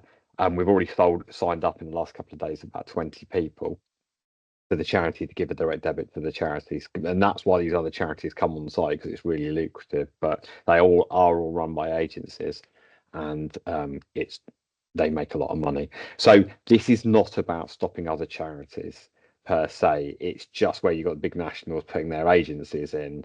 That's what we're trying to avoid with that clause. It's not saying, because there's obviously other charities support NHFT. It's just saying we'll work collaboratively with those other charities. Obviously, this is just where you've got other charities trying to basically, they're just agencies and they don't even often get permission. They just rock up and say, "Oh yeah, we're raising money," and it's just to stop that happening, but also to allow us to actually do the fundraising that we can benefit the trust. So. Okay, thank you, Jonathan. Is our colleagues supportive then of the changes proposed in terms of the governance, but also the MOU, because those are the sort of two slightly more technical, if you like, arrangements that we need to support. But I'm getting nods around the room, Jonathan. So can I say thank you again for coming? I think we have an annual update from you, so we'll no doubt be asking you to do this again in a year's time. But obviously you've got the conduit through Judith and Dave remaining at the moment. So. And can I just note for the record, I just want to thank Judith and also thank Tim Diggle and David Mayer, obviously, for their support with the charity. So thank you. Thank you, Jonathan. I think Judith wants to come in. Judith? Yeah, Jonathan, thank you for all those thanks. I do enjoy working with you and your team. But can I also say, Tim Diggle, absolutely fantastic resource. Since he's joined, things have been just so much smoother. I mean, fantastic. Really, you know. I want to Totally clone Tim for the other trusts as well. That'd be really useful. I think Tim is part of David's team, am I right? So that's kind of helpful to note for all of us as well. But Jonathan, thank you again for joining us. That was really helpful, and you know, we note all the reciprocal thanks from all parties. Good to be working with you as ever, and thanks for your support. Brilliant. Okay. Thanks everyone. Again. Take care. Thanks, Cheers. Jonathan. Bye-bye. Bye. Okay, so we'll get back to the agenda that I think we've now covered the changes to the governance structure as well as the annual update from Jonathan. We've obviously done the audit committee report. So finally in that section, we've just got the joint highlight report from the joint working group, which is over to Julia, please. Thanks, Krishni. Yes, I'll take the report as read, just a couple of areas to pull out. People will remember from our Deloitte well-led review last year that we're developing an action plan, a strategic level for areas that are covered both by Leicester Partnership Trust and ourselves, and we've been looking at some of the detail of that through various workshops and committees, etc. And the finalised version I think will come through at the end of March, I believe. But lots of conversations about the actions and making the time frame realistic on each of those actions. The future role of the working group relates to that Deloitte review, and you'll note that we're considering the possibility to have a joint public board meeting as part of our governance structure of both organisations, and we have a joint board workshop that we'll be able to look at that further in February. In the Assure section, you'll see the programmes outlined, and we received updates on a number of those, and there's a huge amount of work. This report couldn't do justice to any of those programmes, huge amount of work behind the scenes. And just to say that one of the things reflecting back over the last couple of years of all this work has been the informal impact of some of these programmes and the joint working of staff and clinicians across both organisations, and certainly the relationships such as the one Louisa mentioned in the patient story this morning, huge strengthening and learning across both organisations from these.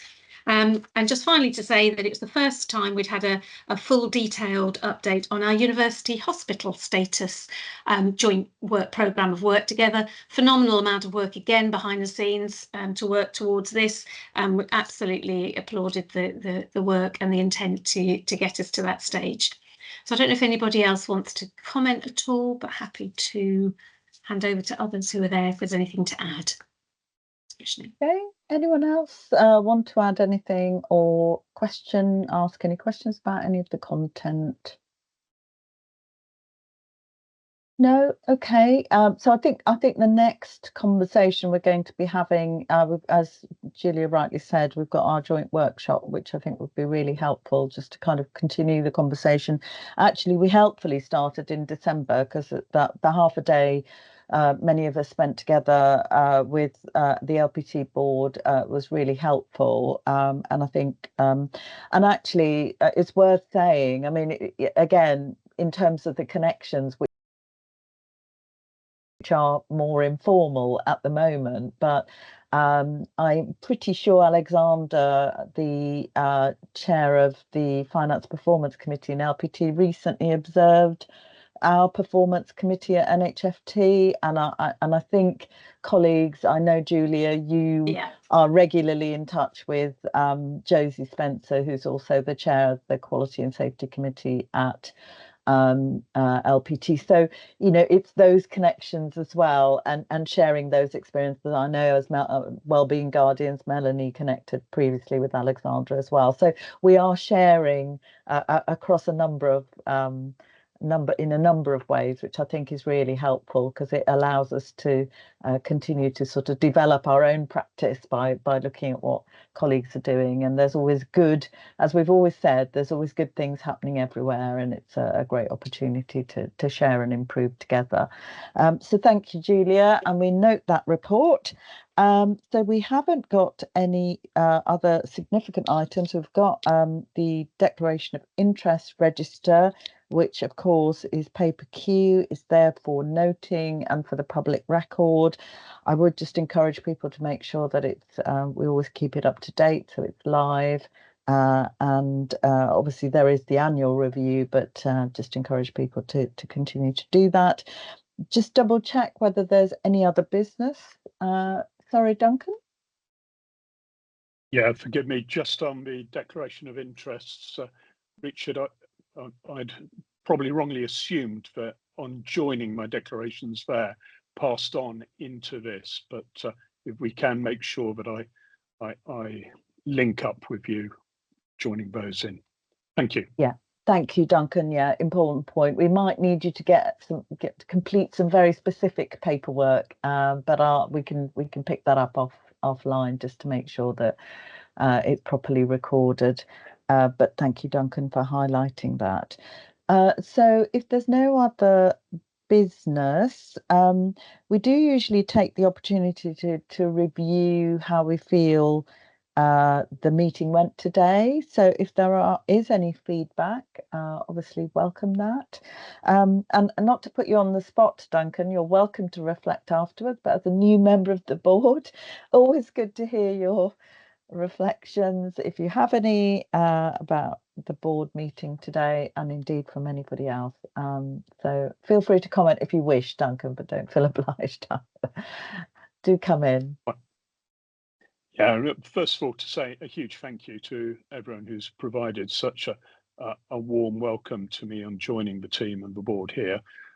You know, an instant reflection is this is has all the feelings of a team which is openly challenging in itself and is sharing the experience of becoming or being a director within the trust, and the experience of the visits, and in a really honest and open, transparent way. And it makes it a joy to come and join this board. So perhaps more coherent and pulled together feedback later on at our one-to-ones, but that's been really welcoming and really helpful. Thank you. Thanks, Duncan. Angela. Yeah, I think really helpful reflections. Thanks, Duncan. But I think what I picked up through the meeting today was a real focus on triangulation, a lot through service visits, data, as you say, the sort of sense of challenge and explanation, all of that. There was a lot of triangulation through that, which is a really important part of us taking assurance. And I felt that came through very, very clearly today. Thank you. Thank you, Angela. Just a small practical thing, Richard. I noticed that we've changed the font. I know this is it might smell like a small thing, but I noticed we changed the font, but not on all papers. And I did wonder if there's a requirement around the accessible standards for us to have a consistent approach. So just pose that. I don't necessarily need an answer, but it's possibly something we just need to be cognizant of, Richard, but I don't know whether it was accidental or anyway. Richard, come in, please. Thanks, Christy. No, really important point, actually. We are indeed doing some work at the moment to make sure we're fully compliant with accessibility standards. Colleagues will have noticed, of course, a change that we've made to the paper template. That's, I think, really the first step towards a much improved approach. So there'll be some further enhancements happening between now and the end of the financial year. But you're right, what we will be looking to achieve is a consistent approach across all board papers and indeed the agendas. So yes, it's work in progress, but certainly a really important area that my team in corporate governance is working with Dion Mayhew's team in the comms team, with reference, of course, to our colleagues over at LBT as well. Thank you. Great. Thanks, Richard. And then the final comment I really wanted to make is I really enjoyed Louisa's story and some of the other I suppose experiences people heard. I mean, Angela alluded to sort of the triangulation. I think because it reinforces there are still things we can do, and things, you know, in a challenging climate, we are still seeing innovation, we're still seeing change, transformation, improvement, and it always gives me huge hope, because I think if we do that right, we will continue to flourish as an organisation supporting its patients and the community and our people really well. So I just really wanted to say that, because I come away from the board recognising that we have some significant challenges, but also feeling a sense of hope that we still have agency and some, you know, the opportunity to continue improving and changing for the benefit of all. And I take that away. So that's a positive note of optimism I just wanted to share with you, because I wrote down hope in big capital letters. So thank you, everybody. Thanks for observing, colleagues who might be observing our board today. We have our confidential board starting at 1:30. I'm really pleased to be giving you 20 minutes back of the planned time as well for your well-being. So I think we'll start at 1:30 as planned, in order to make sure that people have it can deal with any business they need to within the time. So see you there, and thank you very much. Thank you. Bye. Bye. Bye. See you later, everyone.